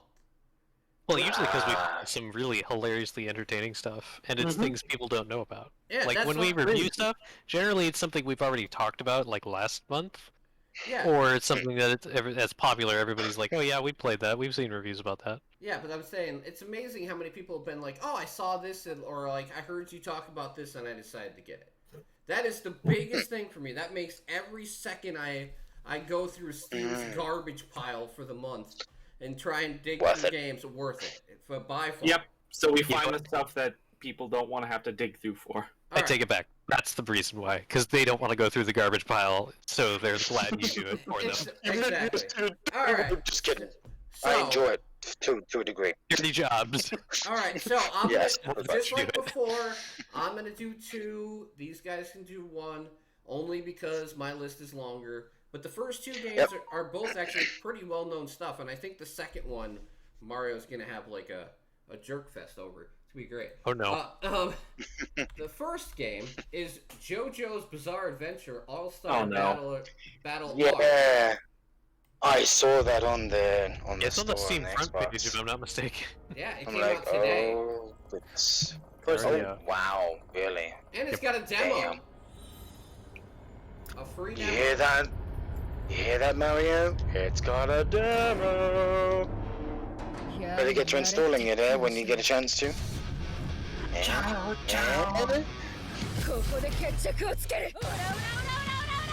Look at this fucking game though. Does it depict the anime with justice, Ramage? Because you've watched the anime, and I have not. And I know nothing about JoJo. It looks pretty good. Yeah, there you go. I heard ora, so yeah, it's probably depicts it correctly. Yeah, it's not dumb. I don't think you'd want JoJo to be dubbed, to be completely honest. Probably sound The new even worse than it Netflix does. series, the main villain's played by Young Yeah. So Yeah, the new Netflix series. I heard about that. That still is freaking. I have to get a part 2 for it. It's annoying. The part 2 came out today. What?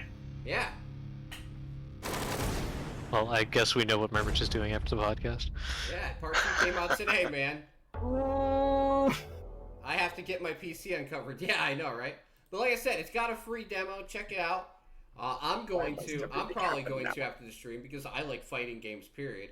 Even though my knowledge of JoJo's Bizarre Adventure is not very grand. I mean, you just Minimal as far as to I know, you just non-existent. said everything like that you me. need to know. and It's in the title. And also, if I need help, I can just ask Jess or my daughter. They both watched quite a bit of it. All right, second one, and this is one that Mario's going to be all over. That I can't believe it exists. Is Oh, no. Lego Brawls. I did see this. Oh. I hope you're ready, Mario.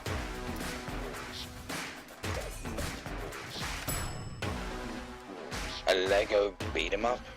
Yeah. Yep. Now I've seen everything. Smash Bros. Lego-wise. Lego. Well, Yeah, that now definitely I've seems seen interesting. Yep. Isn't that cool? Yeah, see? Mario's like, yes! And see, you can make all your own characters and take pieces and make each one. Which I find to be the Hey, coolest that's cool. part. Yeah, That's cool. Or you I'll can give use... that props for character customization. Oh yeah, or you can use pre-ones like Ninjago or anything that's under the Lego banner as well. right. Which, that's awesome. Yeah. That's a lot of fucking characters. Yep. Yeah. It's All right then. It's a party brawler. But yeah, alright. What you guys got? Right? How you like that, Mario? Hyper. Oh, I thought I was gonna, do. But you I thought we can- were gonna go with Go ahead. Hyper violent. Okay. Is that one word? Hyper violent. Yes, it is. Yeah.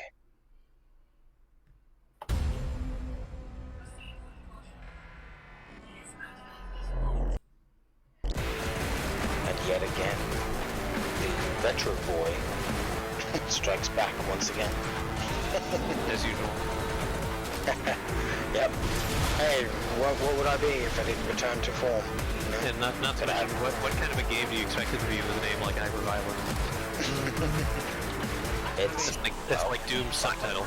Is this the sequel to Fashion Police Squad? Yeah, this is when you've given up on the world and you can't save any of them, so they all So must I die. definitely needed boobs on my fucking stream. Oh, I didn't No, realize it's there would fine, be. it's fine. I don't know if there's enough polygons to be boobs. Hey, how's it going, I Dan? don't think they do. They... Dude, if they were gonna ban me So, for that, Dan- they would have done it when I was talking about porn games. Good point. Oh yeah, good point. I'm glad Dan was here just in time for the boobs, though. Yeah, Dan came here only for the boobs. He's like, alright, I'm out. See you later. I can hardly We can hear him. hardly hear you. Well, yeah, that's because of, unfortunately, because of the trailer. That's all. Oh, loud trailer. But how's it Oh, going, yeah, Dan? yeah, There you yeah. go. No, he did. There you go. Trailer's not on anymore. Yeah. All You right. can just lower the trailer's volume. I know. I'm going to in the future. Yeah, that is better. All right. So I like how it's a mix of not just first-person shooter, but also with like vehicles and stuff. Yeah, I looks like like it. Not many retro shooters actually do that kind of blend anymore. They used to back in the early 90s and, well, the late 90s and early 2000s, but kind of died off, sadly. But Hope you now enjoy- it seems to return to form. Hope you enjoyed your drink and your fries, Dan. All right. So who's next? I'm gonna make Ray next. Torpedo. Turpedo. What a Alright. simplistic name. Right to the point. Yep, a fast-paced 2 to 4 player multiplayer party game. And it's got a demo. I can't believe JoJo Yes, it has a does. demo. Wow. Okay. So yeah, it's a brawler underwater. Yep. Wow. Hope she's seaworthy. I think the goal is to make everybody else not seaworthy, so yeah. Yeah. Time to make them sink or swim. Mostly sink. Sink to the bottom of the depths. Nice. So that looks pretty Yeah. interesting. Yeah. Live by the submarine, Can die I- by the torpedo. Can I mention how much I love the fact that we have so many demos coming out for stuff now? It's such a nice thing. Yeah. Thank you for bringing that back, people. If Because you are it's a shame confident that it in your disappeared. product, let people try it for free. Yeah. Yes. They will spend money if it's good. Yes. You don't have Besides, to trick them. Besides, it's just a portion of the game. It's not like you're fucking giving out the whole game away for free. Well, yeah, but I mean, you know how much that increases sales for you if you take the time to make even a little chunk of the game available? Because instead of somebody being like, well, I don't know if I'll like it, they can try it and then be like, oh, damn, I like it. Yeah, because honestly, there have been quite a few games that I've played demos of and said, you know what? I actually like this game. I'm gonna buy it. If your game's shit, Dan, then you don't make a demo. Right, yeah, no, if you Yep. have a terrible product, don't make a demo of it. It's not going to help you at all. All right, Dang it, if Dick. you're not going to make a demo of it, you're probably not going to get many sales either. All right, Dick Mitch. I mean, Mermitch. Really? Listen. I was being nostalgic. I'm sorry. You know what? He's had Punch withdrawal. fit. Punch fit. What'd you say? Punch Punch fit. fit. Punch a Punch fit. fit. Punch fit. Yes. One Two word. words. 2 words. Okay. Fine. Punch fit. I thought he called me like a punk bitch or something. I was gonna be like, what? And I was gonna be like, yeah, I kind of deserve that. That's fine. Oh, that So Punch fit. Huh? that frame rate. A boxing. It's a boxing VR game, basically. Oh. Rhythm game? Somewhat.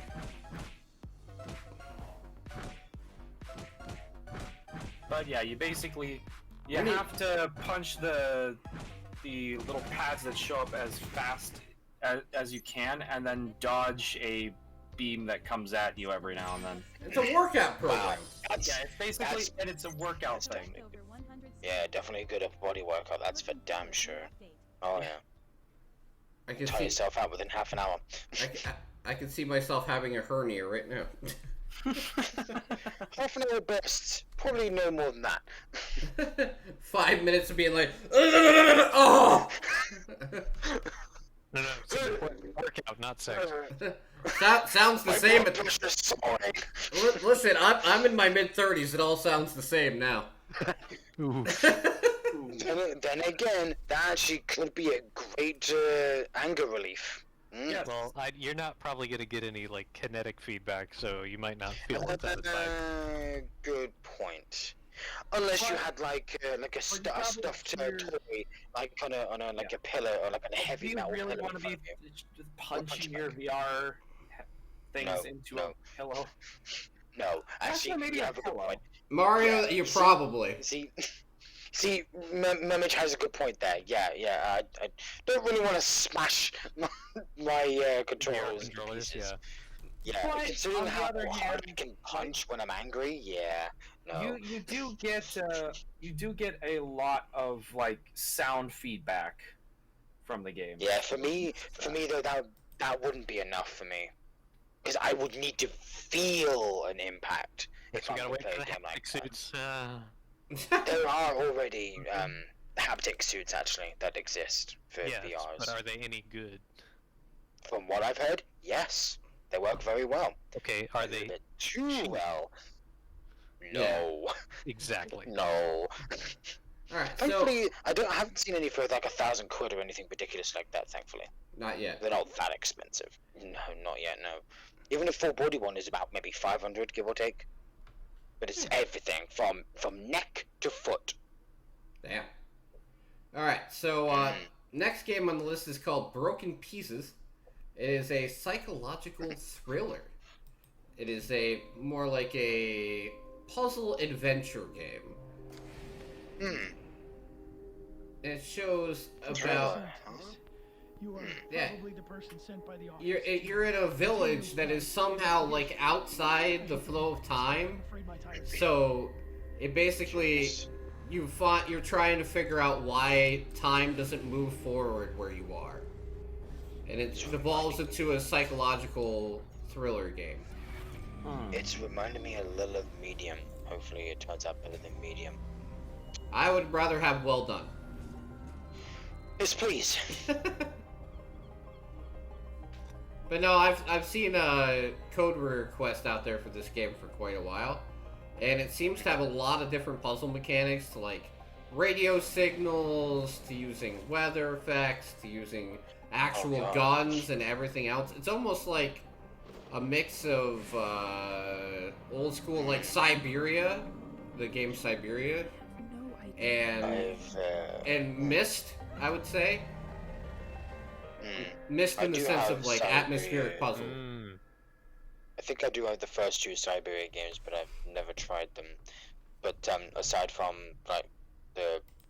maybe one or two parts of the puzzling, maybe I could get into the game. I don't know. I don't know. I'm not really all that great with puzzle games, but hey, I've kind of if there's more to it than became that, I'll be fine. I've kind of became more enthralled by something with a good story and a good experience. Oh yeah. Lately, I figured out. Doesn't Like, really beat that kind of thing. yeah, like I'm all for like shooting shit and just like blasting my way through a game. But if a story actually has like any type of meaning behind it, it actually feels really good to play. You know. Oh, well, I can recommend something that's rather old at this point, but it does have a rather interesting theme and story. It's called The Longest Journey.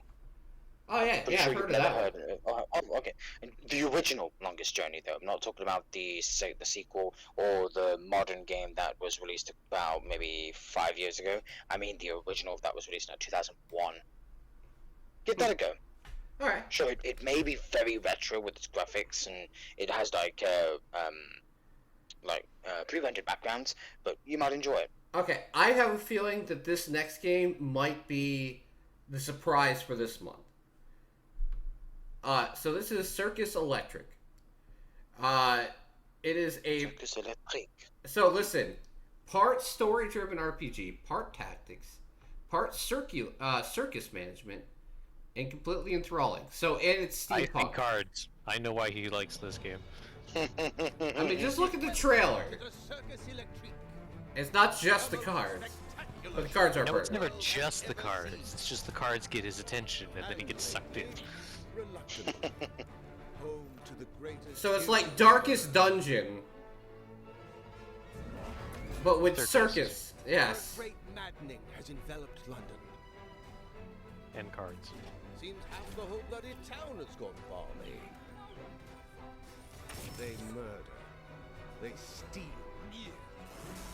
They don't know what they're up against. Vicious. Right. Whether heroes in the streets or heroes in the ring.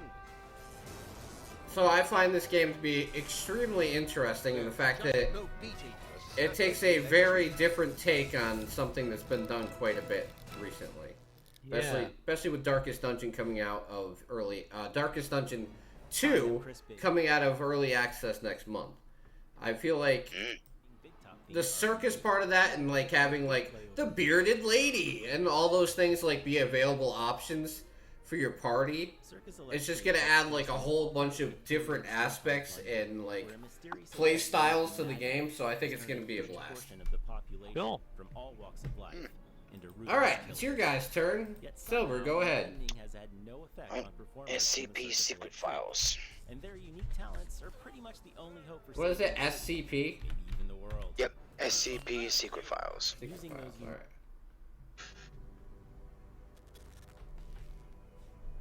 Game based, obviously, in the SCP universe. There's a lot of games in this universe. Oh yeah. Contain Breach is probably one of the most popular of the SCP games. And then there was the Unity remake, which unfortunately got cancelled. And it's such a shame too, because it looked fucking great. It really looked great. I mean, the differences between the quality of the original and the Unity remake were astounding. And then there was the changes to like some of the SCPs in general, especially 173, which is basically the concrete block that would only move if it was out of line of sight. I mean, this game looks wild. It's practically Well, what the SCP point. universe is, so... Yep, it's on point with the theme it's going for. September And, 13th, I can't, sorry, I can't. See, that's what I mean. September 13th. September fucking 13th. Yeah. God damn it. No, That stay one day. Yeah. Nope, nothing else can be that day, sorry guys. Tough titties. Alright, Ray, what's up? Let's go with Railbound. One word. Ooh. That's a nice name. Railbound. Now that I think about it, there are quite a few games with the word bound in it. Yes. I mean, the Spellbound, the quite many. Starbound. There's a Yeah, lot of, quite a few Spellbound, games with, Earthbound. got quite a few games with the Earthbound, yeah. word rail in them this month too. Indeed, I did think that too. But yes, you have a little puzzle game here where you try and connect rail cars to the train in the right order. Here you go, Mario. We found it. We found your game. He likes trains. Oh, we know. I like trains!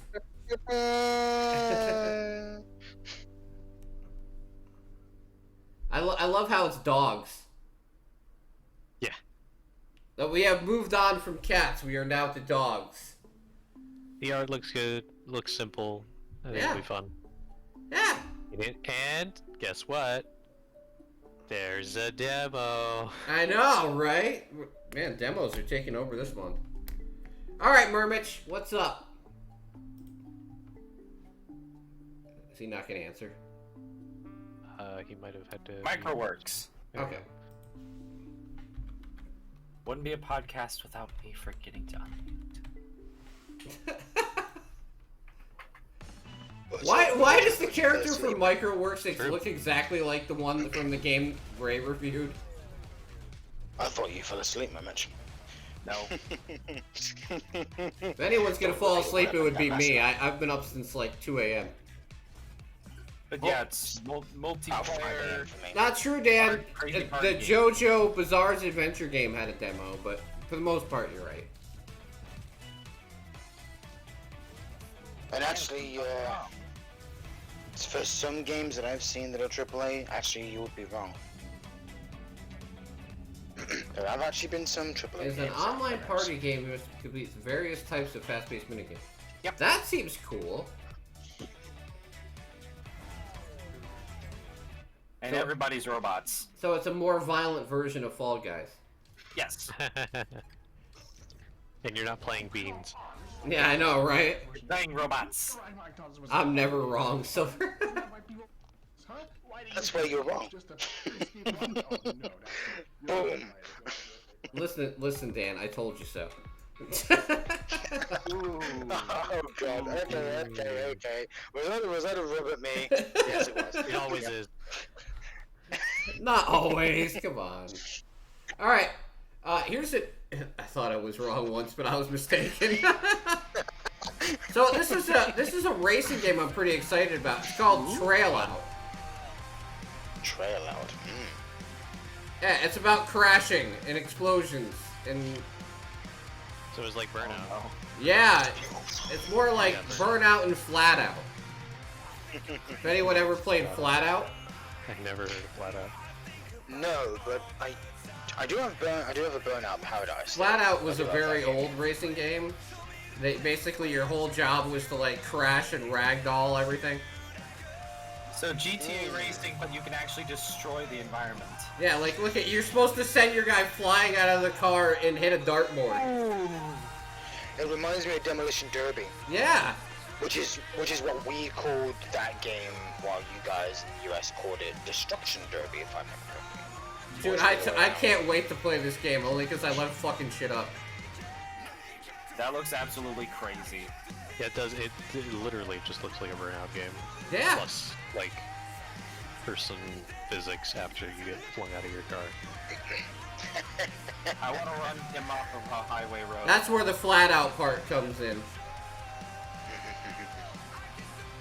Pure Is chaos. that a meteor that just hit the...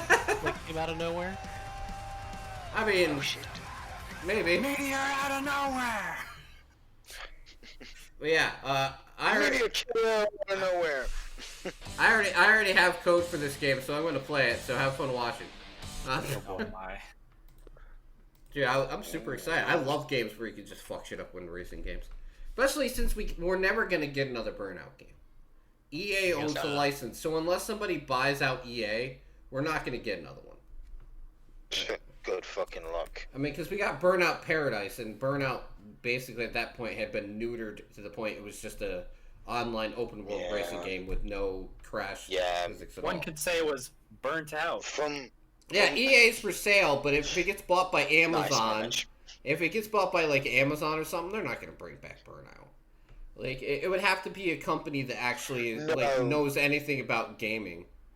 That Amazon, rumor isn't true. That's no, not but true. they are interested in buying them, but they did not put an Yeah. offer in. No, like that No, was they probably want untrue. 100 But They'll put like $100 Apple, Google, and Amazon are all considering buying EA, and I feel like They probably want at least $100 billion. Because, you know, they want more money than Activision. I feel like none of those options would equal anything better than what EA is Good. doing now.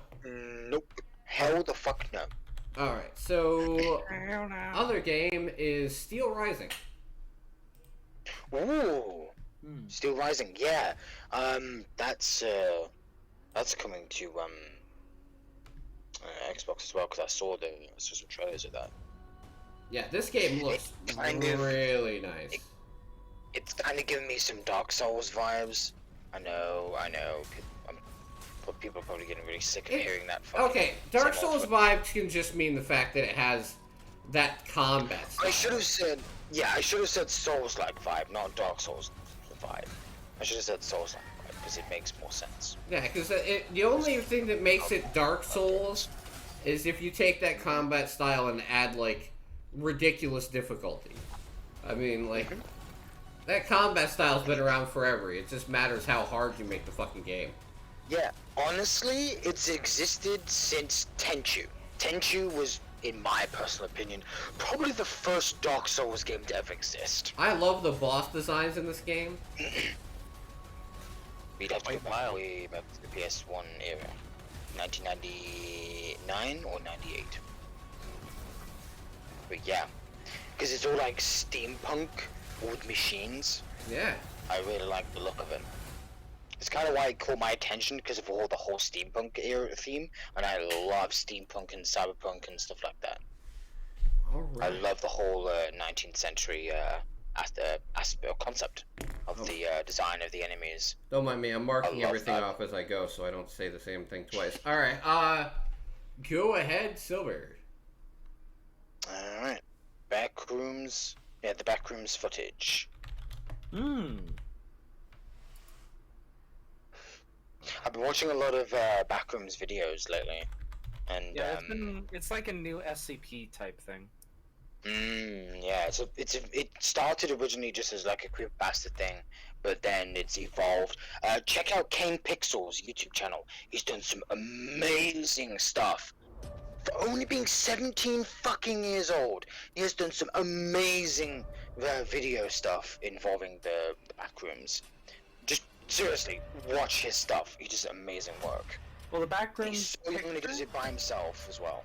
Sorry? The Backrooms picture started out as a liminal space type thing that then got made into a creepypasta and then has now expanded out to a much bigger thing.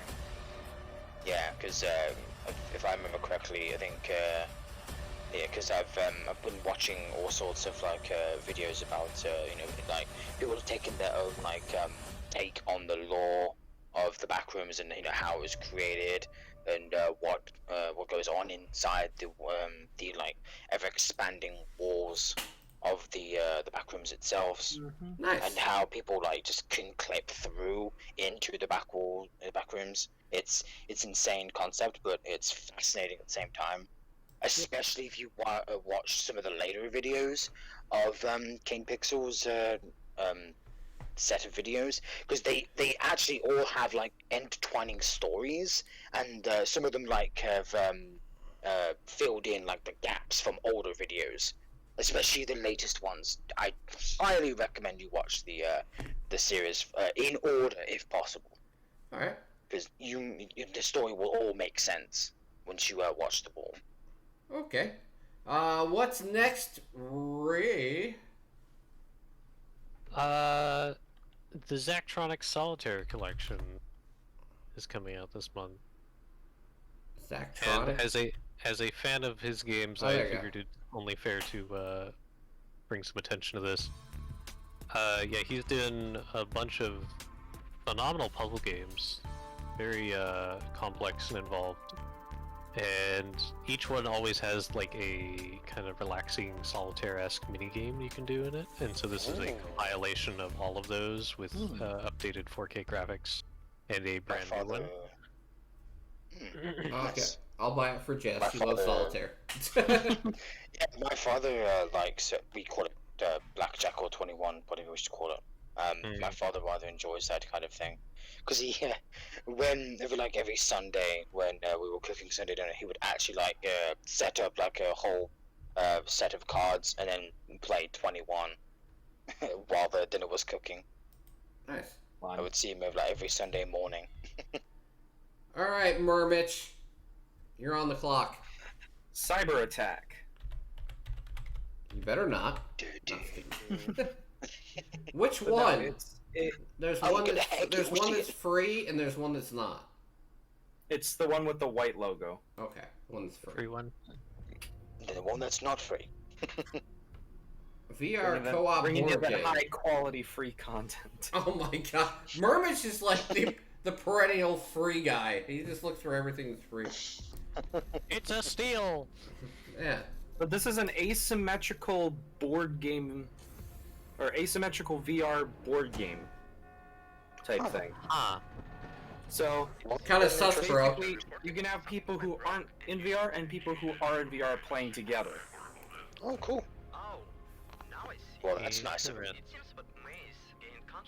There's not many VR games that actually allow, just without VR integration. That's cool. Sure. I mean, Phasmophobia is a good example of good asymmetrical Yes, definitely. But this game is like complete puzzles or you all die. Sounds great. I like dying. Morbid. How morbid. Yeah. Well, I guess that enforces teamwork. Or, sorry, encourages teamwork, excuse me. Yeah. We're not enforcing anything. I mean, it's only the fact that if you don't work together, you die. The gun's only pointed at your head. We're not forcing anything. Yeah, I'm not implying that if one of you decides to be a total asshole and says, you know what, fuck it. I don't want to have everyone It looks survive. really cool. It does. That's awesome. Who says VR games can't be intuitive? It's what you do with the Fun, VR yes. that's more interesting. Yep, But basically, it's you versus this like rogue AI that's trying to take you down.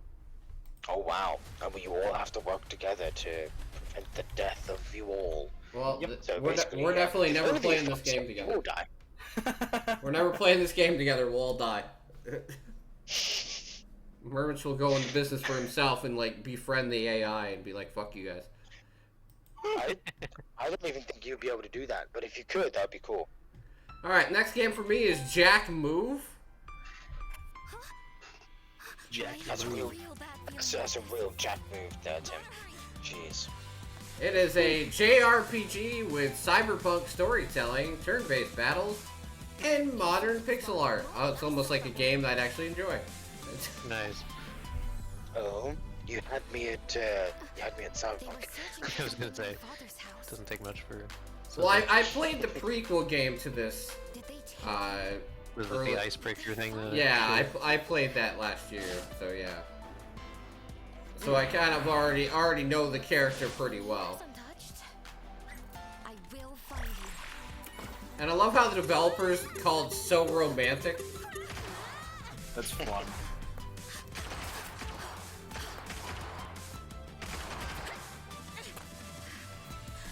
Like the start of the trailer. Of course, we would appreciate actual gameplay. Stormtrooper aiming. A little bit more, Plot armor. right? I seriously want to make like an RPG game at some point where one of the like equipment items is literally called plot armor and it's like plus 100% mischance. There is a game that has that. I'm trying to remember which one it was. I believe it. Okay, so this is how the actual combat works. It's turn-based combat, but in a grid system where you play in the foreground and the enemies are in the background. Interesting. What's that game that you played, Ray? And well, I played as well, I guess. I remember it. It's the one where it's on the side versus. Yeah, out. and it has That like one boss that's like you said, like all their moves are like music based. Oh, yeah. One Step from Eden, kind of. Yeah. There we go. One step from me, yeah. Sort Somewhat of, like yeah. that. Slightly different perspective. Minus the cloud usage as well. Yeah. Let's see. Next game is something I completely. see some Dance Revolution style things there. Dance Revolution. Revolution. Dance Revolution. How about Revolution? Isunzo? I think that's how you say it. And this is a World War I game. That's actually not made by EA or Activision. Oh, so you mean it's historically accurate? Yeah, it's pretty historically accurate. It's either Isonzo or Isonzo. I'm pretty sure it's Isonzo. That sounds a bit more correct, I think. Japanese would say Isonzo, Yeah. but Japanese doesn't really use Z, so... I just want to use the cannon. I just want to use the cannon and fuck shit up. Yeah, hopefully it's not another, Battlefield 1 situation. No, this looks Oh, it's more... on the Italian front, then yeah, it'll probably be Isonzo. Yeah. That's If it's interesting. if it's in Italy. Yeah, like you actually have to cut your way through barbed wire, not just walk through it. Good. Makes sense. Well, it slows you down, but I'm like, well, It looks like this just... is what real war could look like, guys. I was gonna say, it seems like just a more realistic version of Battlefield. Yeah. Because I'm sorry, anything past Call of Duty World at War, none of those games past that are realistic in any way, shape, or form. No. So Yeah, I agree. They're arcade shooters. so at least It's Battlefield bad, has like the some realism, not a lot, but some. Except 2042. I mean, that game's a fucking crap shoot. garbage dumpster fire. Yeah, just Not fucking anymore. dumpster fire. It's cleaned up now. I've played it, but I'm saying like it's cleaned up. It's a decent game now, but still, it's not How many realistic. players does it have? On How many PC, players does it? on PC, they still fill 128 player lobbies, Oh my god. so it's not dead. Yet. Yeah, I think it's just the people who already paid for it aren't giving up on the game. I doubt they're selling very many copies anymore, but whatever. I have a couple of people that ask me to play with them. I'll hop in, fucking mess around with the hovercraft, run people over with it. I have fun. I assume they still haven't fixed the whole, vehicles being the overpowered dumpster fire that they are. No. Especially with the hovercraft. The only vehicles that are overpowered now are the tanks, which are kind of tanks. Yeah, they're kind of tanks, Yeah. so you They're know. kind of tanks, therefore. Like, well, as long as you have some anti-tank rocket launchers, you should be able to get rid of them, right? Or can you still not hit people? No, you can hit people now. Like I said, Look at I that fucking time. no listen. I It's almost talk a year old now. I talk shit about things if they deserve it. Like they did fix the game. It's still a boring ass version of Battlefield though. Last Battlefield game I really liked was Battlefield 4. So I still wouldn't forgive them though, because I'm like, when you release a shit game, it's gonna be shit forever. I Sorry, know. but that's why I didn't buy it. it's clever boy All right, or clever man. you're up now, Silver. Gloomwood. This sounds familiar. It does. Yeah, I have spoken about the demo on a podcast many months ago. That's probably why it sounds so familiar. It's The demo coming was out. great. Yeah. The demo was great. It really encapsulated what the game would feel like, at least in the specific scenario where the demo takes place. I don't know how it would be through. Oh, and the inventory system will be different compared to the demo. So obviously it's obviously been much more improved from mechanic to mechanic, as well as the inventory management. As you can see in that trailer, well, that was not in the demo at all. You didn't have the interactable bag. It was more like just a menu where you press a button to open. Yeah. So now it's more engaging. It feels very Resident Evil-like, as far as I can see.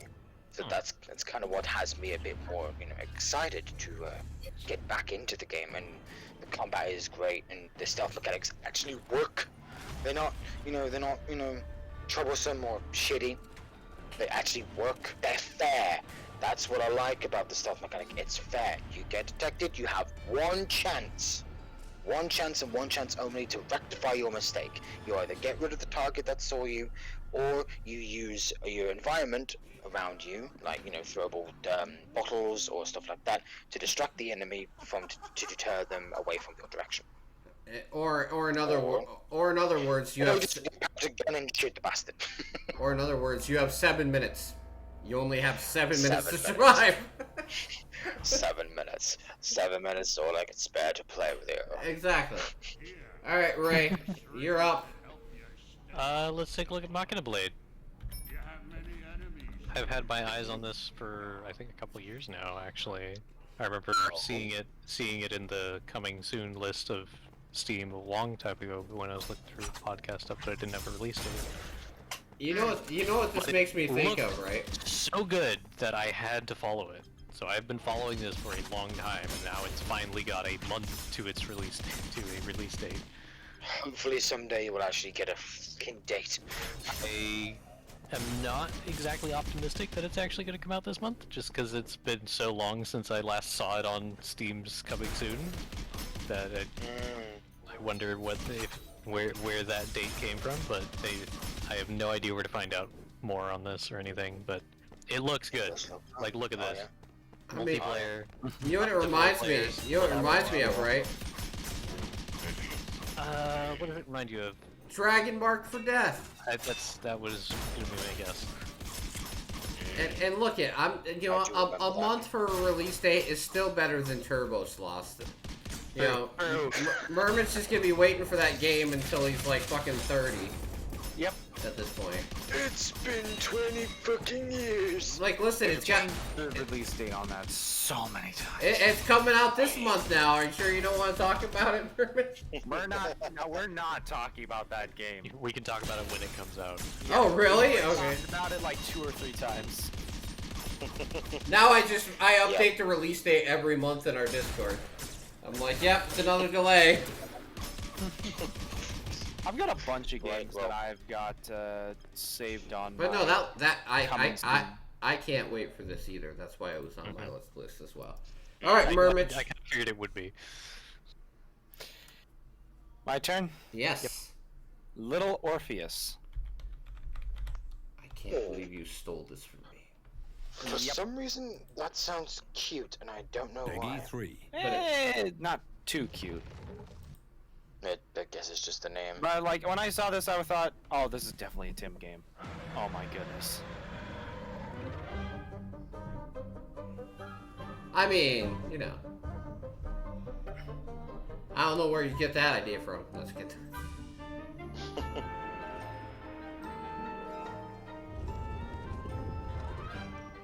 I mean, a platforming adventure game? Who would have thought I'd like that? Which is story rich. It's actually like, I guess like a definitive edition remaster type thing? Oh. Look at the size of that fucking thing. Yeesh. I see you. It's the 13th! It's the 13th, Silver. I can't play that either. Oh my god, man. Where was the 13th being plagued with all these game releases? I know. It's not fair. Poor day. I know, right? It's just not fucking But yeah, At least it's not a Friday. true. Let's see. It's surprisingly... Return to Monkey Island. What? Oh yeah, I remember you mentioning this. Yeah. Return to During, Monkey. was it when we were watching the Gamescom thing? Yeah, remember it's the narrator whose arms don't ever stop moving. Yeah. It was kind of distracting though when I saw that. I was like, this is distracting. I mean, if I did a podcast like that, do you think more people would watch? Hi guys, how are you doing? It's fantastic to see you.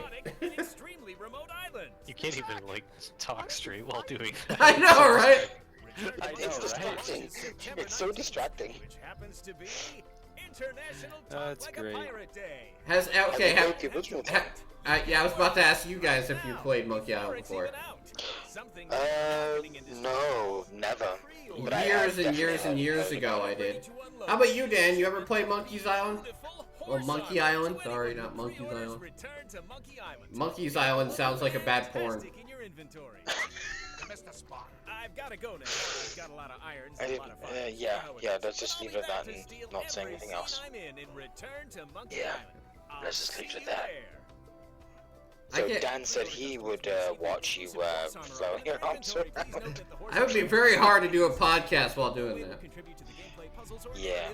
I can't believe they actually got it. Devolver Digital's fucking Monkeypox Island. No, Dan.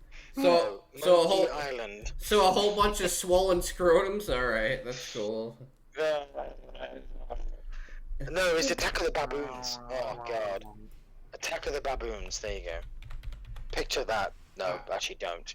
Jesus Christ. They attack backwards. All right, so second game I have is Solstice. Solstice. Oh wow. Spelled with the word soul and not whatever. When I saw the sword in this game, I literally was like, Final Fantasy? Yep, I thought so. Cloud. I was like, I wonder if they have a strife. Wouldn't surprise me. But then again, what do you think they'll be a little bit too on the nose? Probably. You have one thing already that looks extremely fucking similar to Cloud's sword. Yes, even though I've never played Final Fantasy VII, I know. I don't know. To be real though, the game Monster Sword looks like it's just a big metal sheet. Pretty much. True. To be fair, like the game actually looks pretty fucking brutal though. Yeah. Yeah, it does. Those are some unique creature designs. Look at her. Wow. A lot of wings. Oh wow. It's actually not a fucking sword after all. Holy shit. Look lads, it's not a sword. Well, we just got bamboozled. You're here with me. I always will be. Damn. As long as we are It's not a sword? we're not Well, going down. could have fooled me. Actually, did. But this is one I definitely want to play because it's more hack and slash and less Dark Souls. So Another monster. Yeah, and those creature designs and character designs are pretty cool.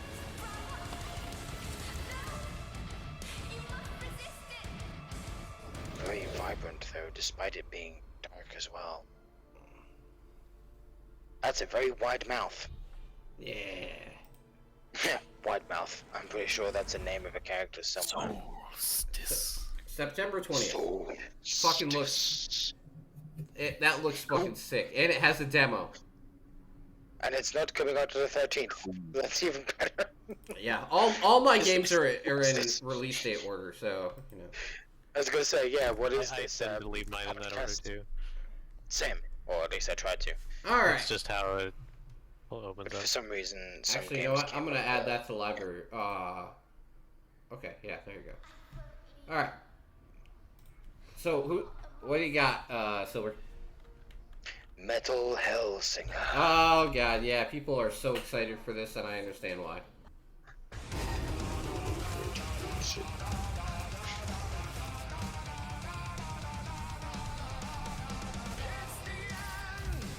Oh yeah, Surge Tankin.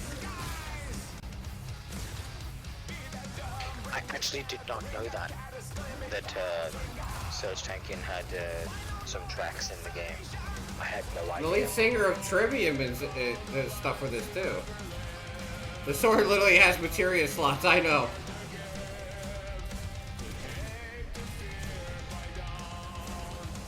Those weapons, damn.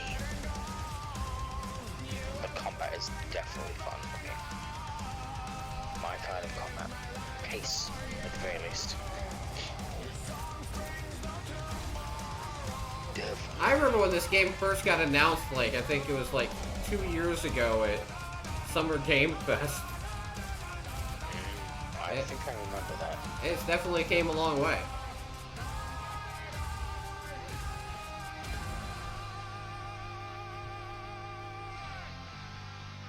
Another demo! Hi, my name is Carl and I'm a developer on Metal Hellsinger. Alright. You know how in some games... Alright, Ray. You're up next. Isle of Arrows. Isle of Arrows. It's a roguelike tower defense. And I guess you could say it's kind of got cards, but not really, but kinda.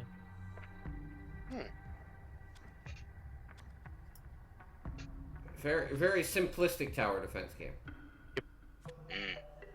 Or as Ray's favorite category would call it, minimalistic. Of course. And as I've said before, sometimes simplicity beats complexity. Oh, it does in some cases, yeah. Especially with puzzle games, I figure.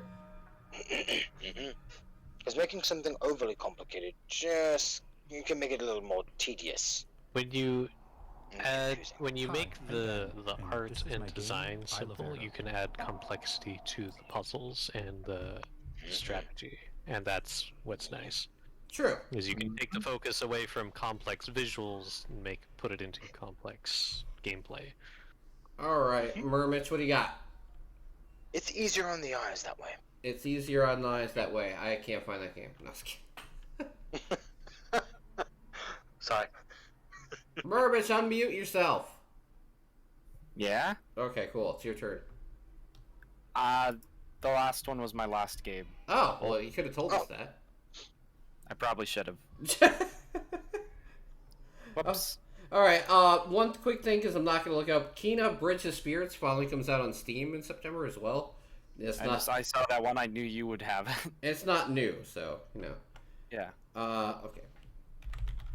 I'm almost done with my list, too. Okay, I got, like, 2 more rounds. There Is No Light is the next one I have.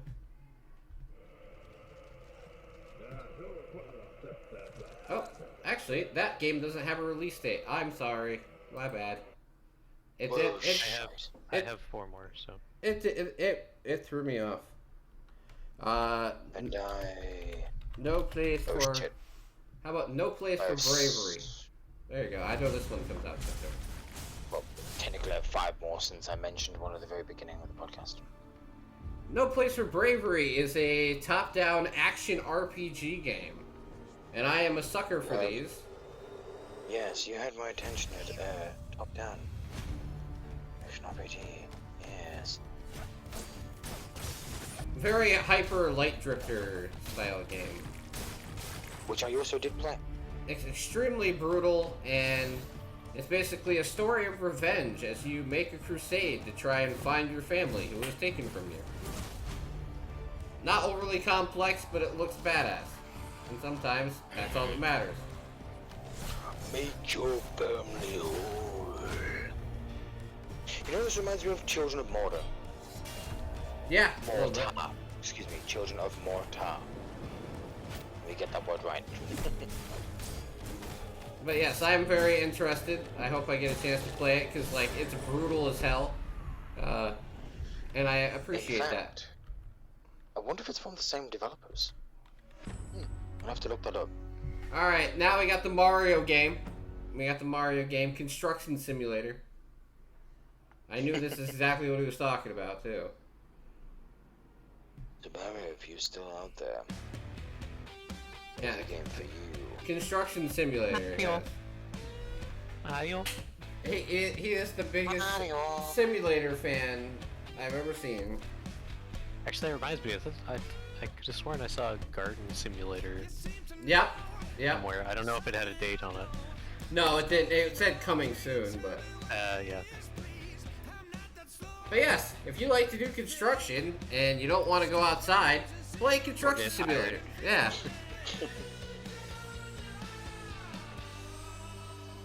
There's a lot of games like this, but this seems to be a pretty polished version of that. Because it's $35, and it seems like it's a pretty good, solid experience, rather than the other ones that are like, you could kinda use this drill. Yeah, that does look good. Yeah. Alright, so what you got, Silver? Alright, Paradox of Hope VR.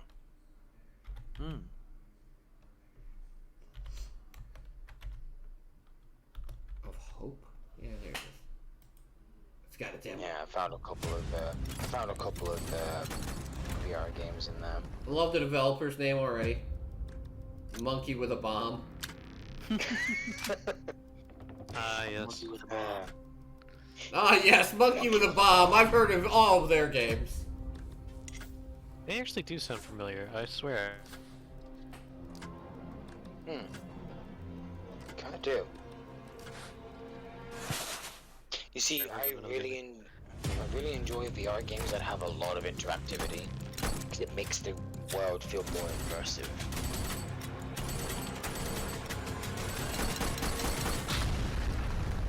Have either one of you guys played Half-Life Alyx? No, because it's too expensive, and I don't want to pay like 50 odd quid for it. Oh, it was on sale for like 20. I know, but I'm a motherfucking cheapskate when it comes to VR games. I know, but that is like. I never bought any VR game. I get that completely, but that Half-Life Alyx like is one of the only VR games that I've actually played, and it is fucking top notch. I mean. Oh, I'm definitely certain it is. I've seen Jack play it. All right, Ray, what do you got? It looked fucking great, but yeah. Justice Sucks. Tactical vacuum action. Oh no. The sequel to Roombo. Yes. What? Yep, you heard him. It's the sequel to Roombo. Yep. Roombo First Blood. You don't remember that? Justice. Yeah, right here. It's the thing where you're playing as a It did get released on Steam. Holy shit. Yeah, it did. Oh my god. I remember this. Yeah. We spoke about this. I remember it. But yeah, now that was like 3 years sequel ago. is even crazier. You realize it doesn't have a release date though, right? Oh no! Look down. It does in the news. Oh, okay, never mind. On the Sucking soon. Sucking soon. Backing in the 90s. Back to the 90s. How the hell did we get here? I hope as much effort has gone into the game as they have put into this trailer. My word. You can blow people up. What the fuck? Oh yeah, that was the Wait. the traps and shit were all in the original. Yeah. Yeah, in the original, you could hack things in the house like this and kill intruders. And then you were supposed to clean everything up before the family got home or something like that, if I remember correctly. Since you're a Roomba. But now there is no time to clean. I ain't got time to clean. Voiced by John St. John. It seems like they did an amazing job with this game too. Oh yeah. I ain't got time to clean.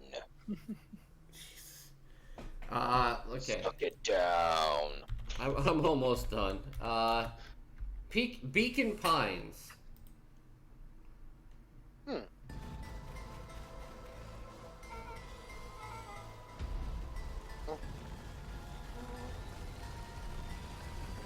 It has a demo. People say this is like Winnie the Pooh meets RimWorld, and I'm like, what the fuck?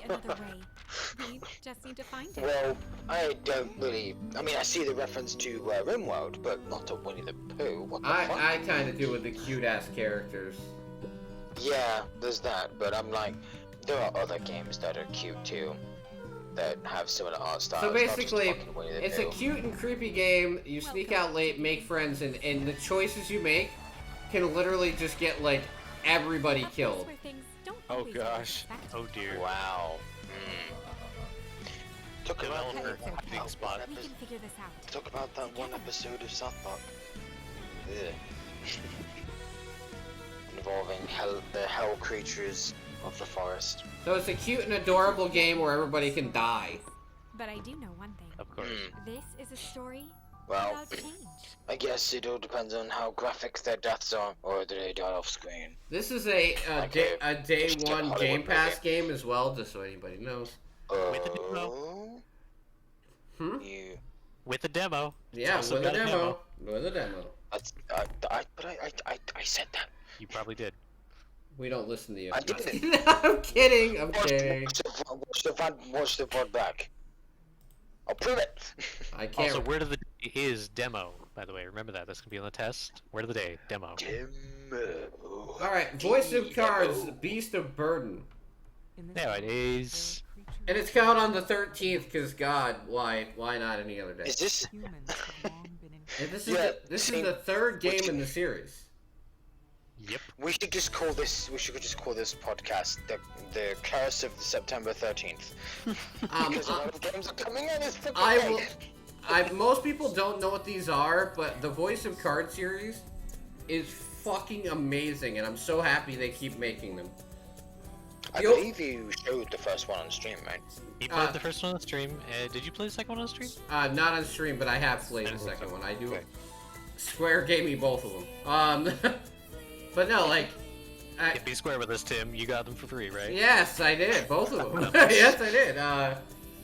No, like I really appreciate the series. Like, I know how they can make them pretty cheap because the combat's not actually done in any other way than actually with the cards. But they do. Go ahead. Oh, go ahead. I was gonna say this is another example of like minimalistic, like the simplicity of the graphics and UI lets you do more with story and gameplay mechanics. Yeah, and they do a really cheap. They do a really good job of telling a story through this format too.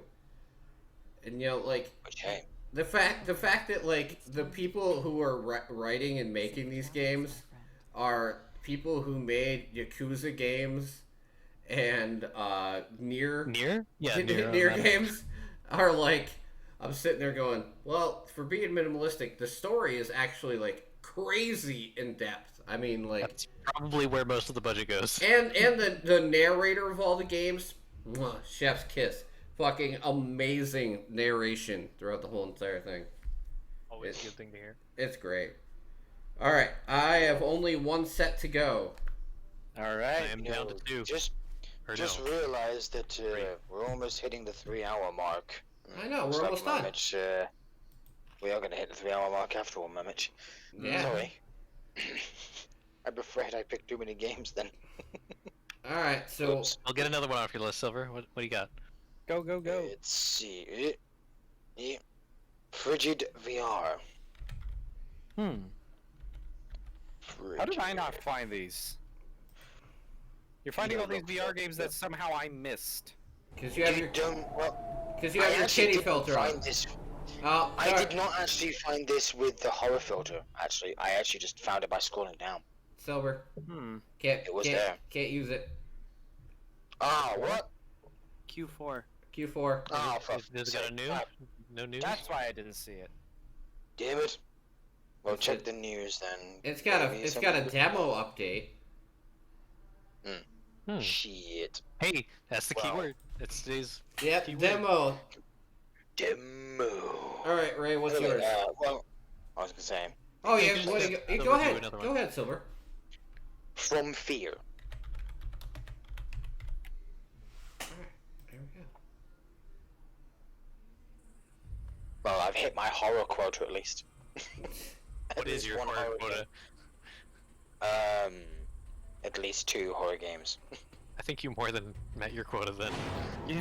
Yeah, about 5. Because you had the Backrooms, SCP,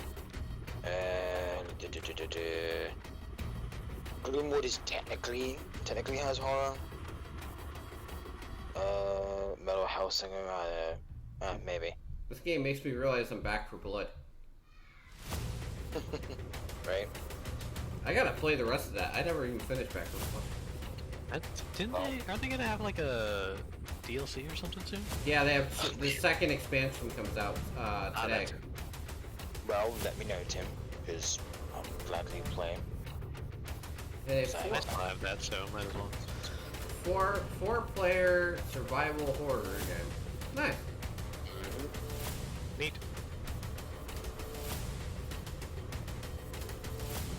So what's about the tomato ketchup all over the place again? Oh no, there's clowns. Thankfully, I don't fear clowns. All right, Ray, what's your next one? Doko Roko. That is 2 words, both using a K. So it's D-O-K. O and Roko. Yeah, I got it. Okay, Yep, yeah. yep. Dogo Roko. What a When I name. see high quality pixel art, Oh, it goes in the alert. yep. Chef's kiss. Again, no date, or oh no, it does have a date. Wow, they actually that date just showed up today. September Because it 9th. said September. It only said September. So, Ooh, say by the date. Say by the date, Ray. well, no, it had September. It had September 2022, but it didn't have the 9th on there. I know, but again, say by the date. Although, I guess you can still put on his in September. Yeah, close beta. Ah, so it's a Kickstarter game. Well, it's always nice to hear that a Kickstarter they're game is like Putting out a successful. soundtrack along with it too, so that's always nice. a good sign too. Oh, cool. Very nice. Okay. I was trying to get a general idea of the game because all the trailer was saying was like, "There's a sword." Yep. That's pretty cool.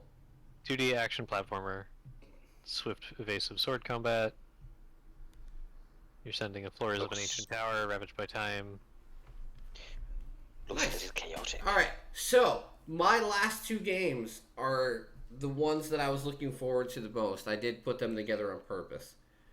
The first one is one I can't believe that Murmich didn't put on his list, since it's from one of his favorite developers, Moonbreaker.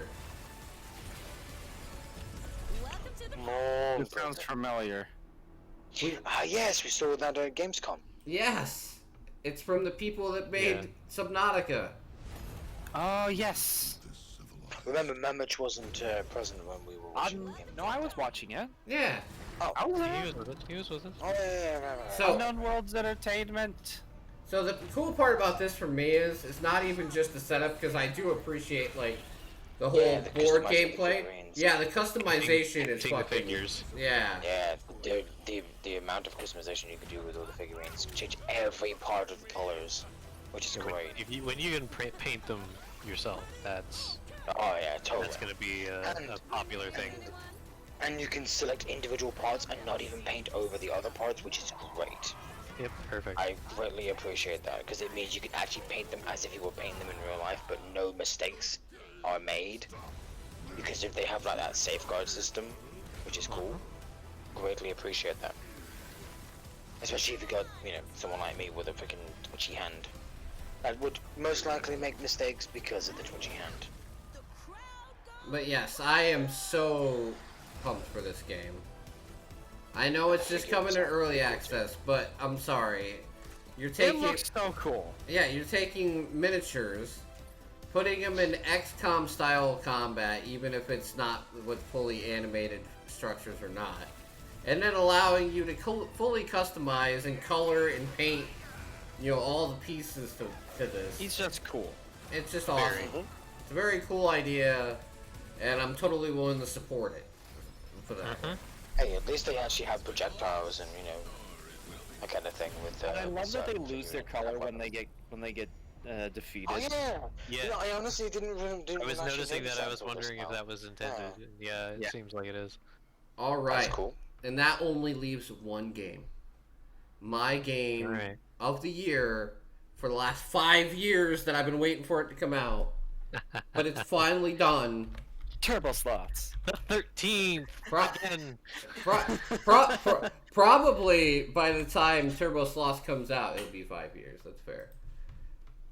Freedom. It's coming out on the 13th again. Freedom Planet 2. And I'm going to buy this game the second it drops on Steam. I don't care. I will be... Pre-order that crap. You're I gonna can't. stay up all night to watch it come out. I will. I don't care. I've been waiting for this game for 5 years. Summoned you all for an audience. Oh, believe me, I've been waiting for something even longer. Scorn. 7 fucking years. God damn it! Finally October. Should have said that, but oh well. I've been waiting for 7 fucking years. Because listen, Sonic Mania came out, right? And Sonic Mania is a great 2D Sonic game, but it made me appreciate this game even more. Because this takes everything good about 2D Sonic, and then gives you actual, like, combat on top of it. Captain of the Sigwada and mercenary extraordinaire. I'm surprised they managed to, you know, make their own style, because it really does feel like a Sonic game, I guess. But Well, from what I've seen, I've never played Freedom Planet 1 started out as a Sonic fan game. Yeah, and it evolved into something much more. Yeah. And look at it now, it's getting a fucking sequel. Really? Well, you know what's funny is that the game was stuck in development hell for about a year, and then after Sonic Mania came out, they got the head developer from Sonic Mania to come in and help them finish the game. We need you to track down a Now A now large that's portion of some our fucking weapons and awesome steel reserves have mysteriously vanished. Good on them. Nervous as always, I see. But yes, And again, it will finally come out in 11 days. Well, from my time perspective. so if you need to know what I'm going to be playing on the 13th, just to let you know. That's it. Yeah. Despite a lot of great stuff coming out on the 13th, this will be the one that takes Tim's time. Yes. Yes. My Everything else gets pushed back. And you're gonna have to sit through all the dialogue because I love the characters, and the first game just makes me. Actually, you know, before the 13th, I'm probably gonna play through the first one again. That's a good idea. I like that. Yeah, and try not to skip through the dialogue. Why? I get it. I don't Patience, skip. I don't skip through the dialogue in Freedom Planet. Oh no, not through not in Freedom Planet. No. In Outriders, yes, because the dialogue means nothing. Yeah, it's just distracting from the gameplay. Yeah. Just give me my fucking objective and let me kill shit. Exactly. All right. So what do you guys got left? Marker on my screen. Tell me what to do. I'm done. I'm done gushing. I'm done gushing left over as well. Freedom Planet. Okay, go ahead. I have 2 left. Alright, so Sisterhood. And again, it's not what you think. Well, Sisterhood would be more like The last porn game I mentioned was... Sisterhood would be more religious, Silver. But this has nothing to do with religion. But it's based in medieval times, if I remember correctly. And it has nothing to do with religion? Color me skeptical. Yes, considering it's called Sisterhood. Wait. Complete missions with your sisters, rescue them from troubles, gain their affection, and unlock intimate dating interactions. It is a porn game! It is? It doesn't say that adult only, Tim. That doesn't matter. No. Intimate doesn't necessarily mean porn, Tim. But it clearly seems to have some dating mechanics. Oh, at least I haven't seen anything skimpy. But that's a problem. Okay, there you go. Yep. Mature content description. Although sexual content is kind of a wide. No, you know what? I was actually looking at, guys. I'm not trying to make a big deal, Silver. I don't care, obviously. This one.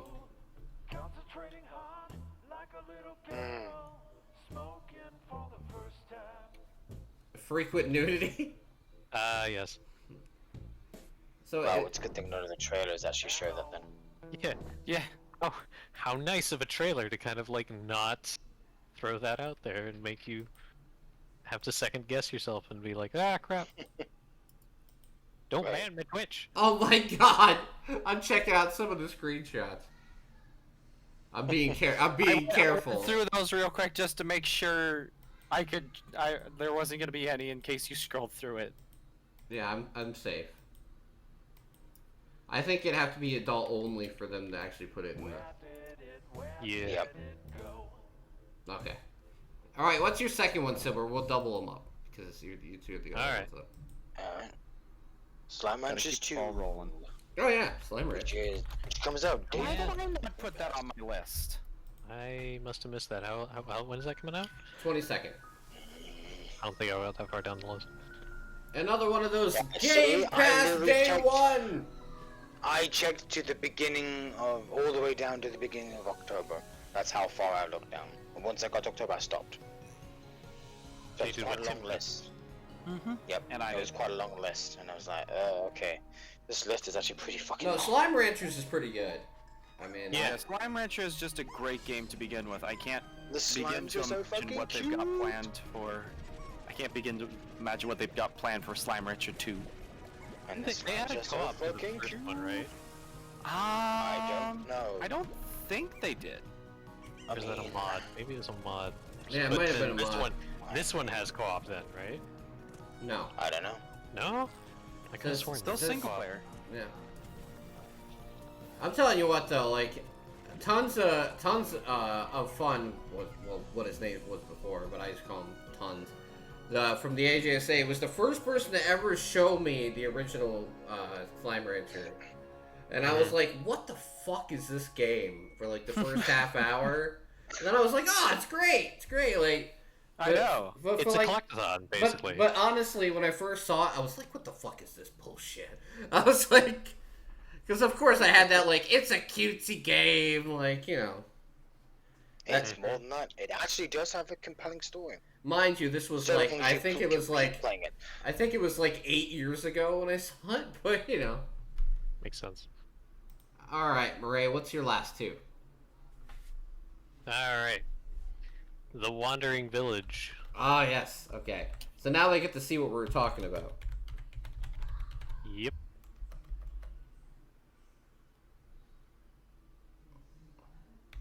So it's kind of like a village building game with an interesting premise. Yes, check out the interesting premise.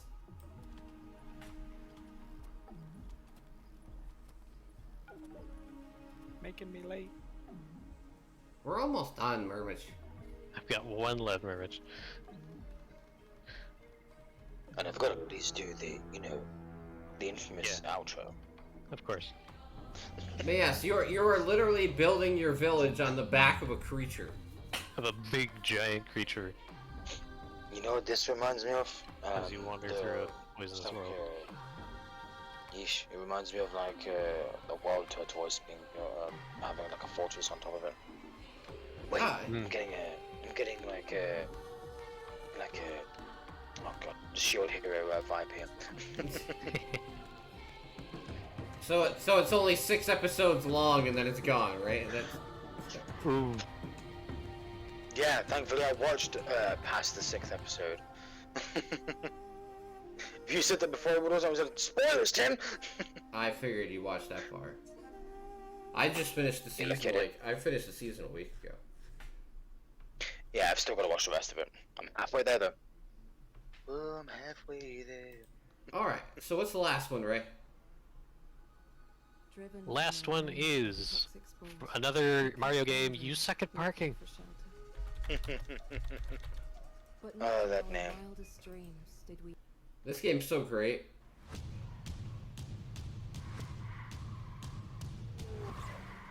I'm gonna have to drag Murmich into this game. Yeah, this looks like Murmich should enjoy this too. Yeah, we're gonna see if we can park. Who can park better? He may have to step away though. Yeah, the first Slam Rancher is on next month. Hey, this game comes out the 14th. Maybe I can play it. Maybe. If I finish it fast enough, you know. I doubt I'm gonna beat Freedom Planet 2 in a day, but we'll see.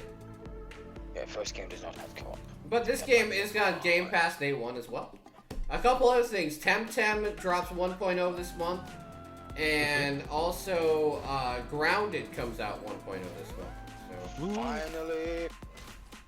We can all group up and succeed. Yes! Alright, guys. We have made it to the end of the list. Thank you to everybody who stopped by this evening and made their opinions known, or just stopped by and lurked, because lurking helps us as much as anything fucking else. So yes, thank you, Murmich. Thank you, Ray. Thank you, Silver, for getting together and doing this with me again. As I said, I don't know what the podcast is going to look like next month, because I have some issues to take care of. But like I said, absolve, yeah. Yes, absolve. But thank you guys very much for taking the time to do this with me. I really appreciate it. So next stream for me will be tomorrow morning. I'm doing Coffee and Indie so I can start playing more games for next month, because, you know, that's what I do. I'm going to be playing Scathed and Tinykin and giving away copies of both the games. So if you're free, make sure to stop by and win yourself a copy of one of the games. Tomorrow evening, I don't know what I'm going to be playing as of yet. I might actually do more Outriders or whatever, depending on who's available at the time. I haven't really set a definitive schedule for tomorrow night, because I kind of want to just leave it open and play whatever I feel like at the time. That's good. But yeah, have a great rest of your day, everybody. And Silver, hit him with the outro thing. Slung out. Yeah, have a great day, everybody. And thank you for watching. Bye, everybody.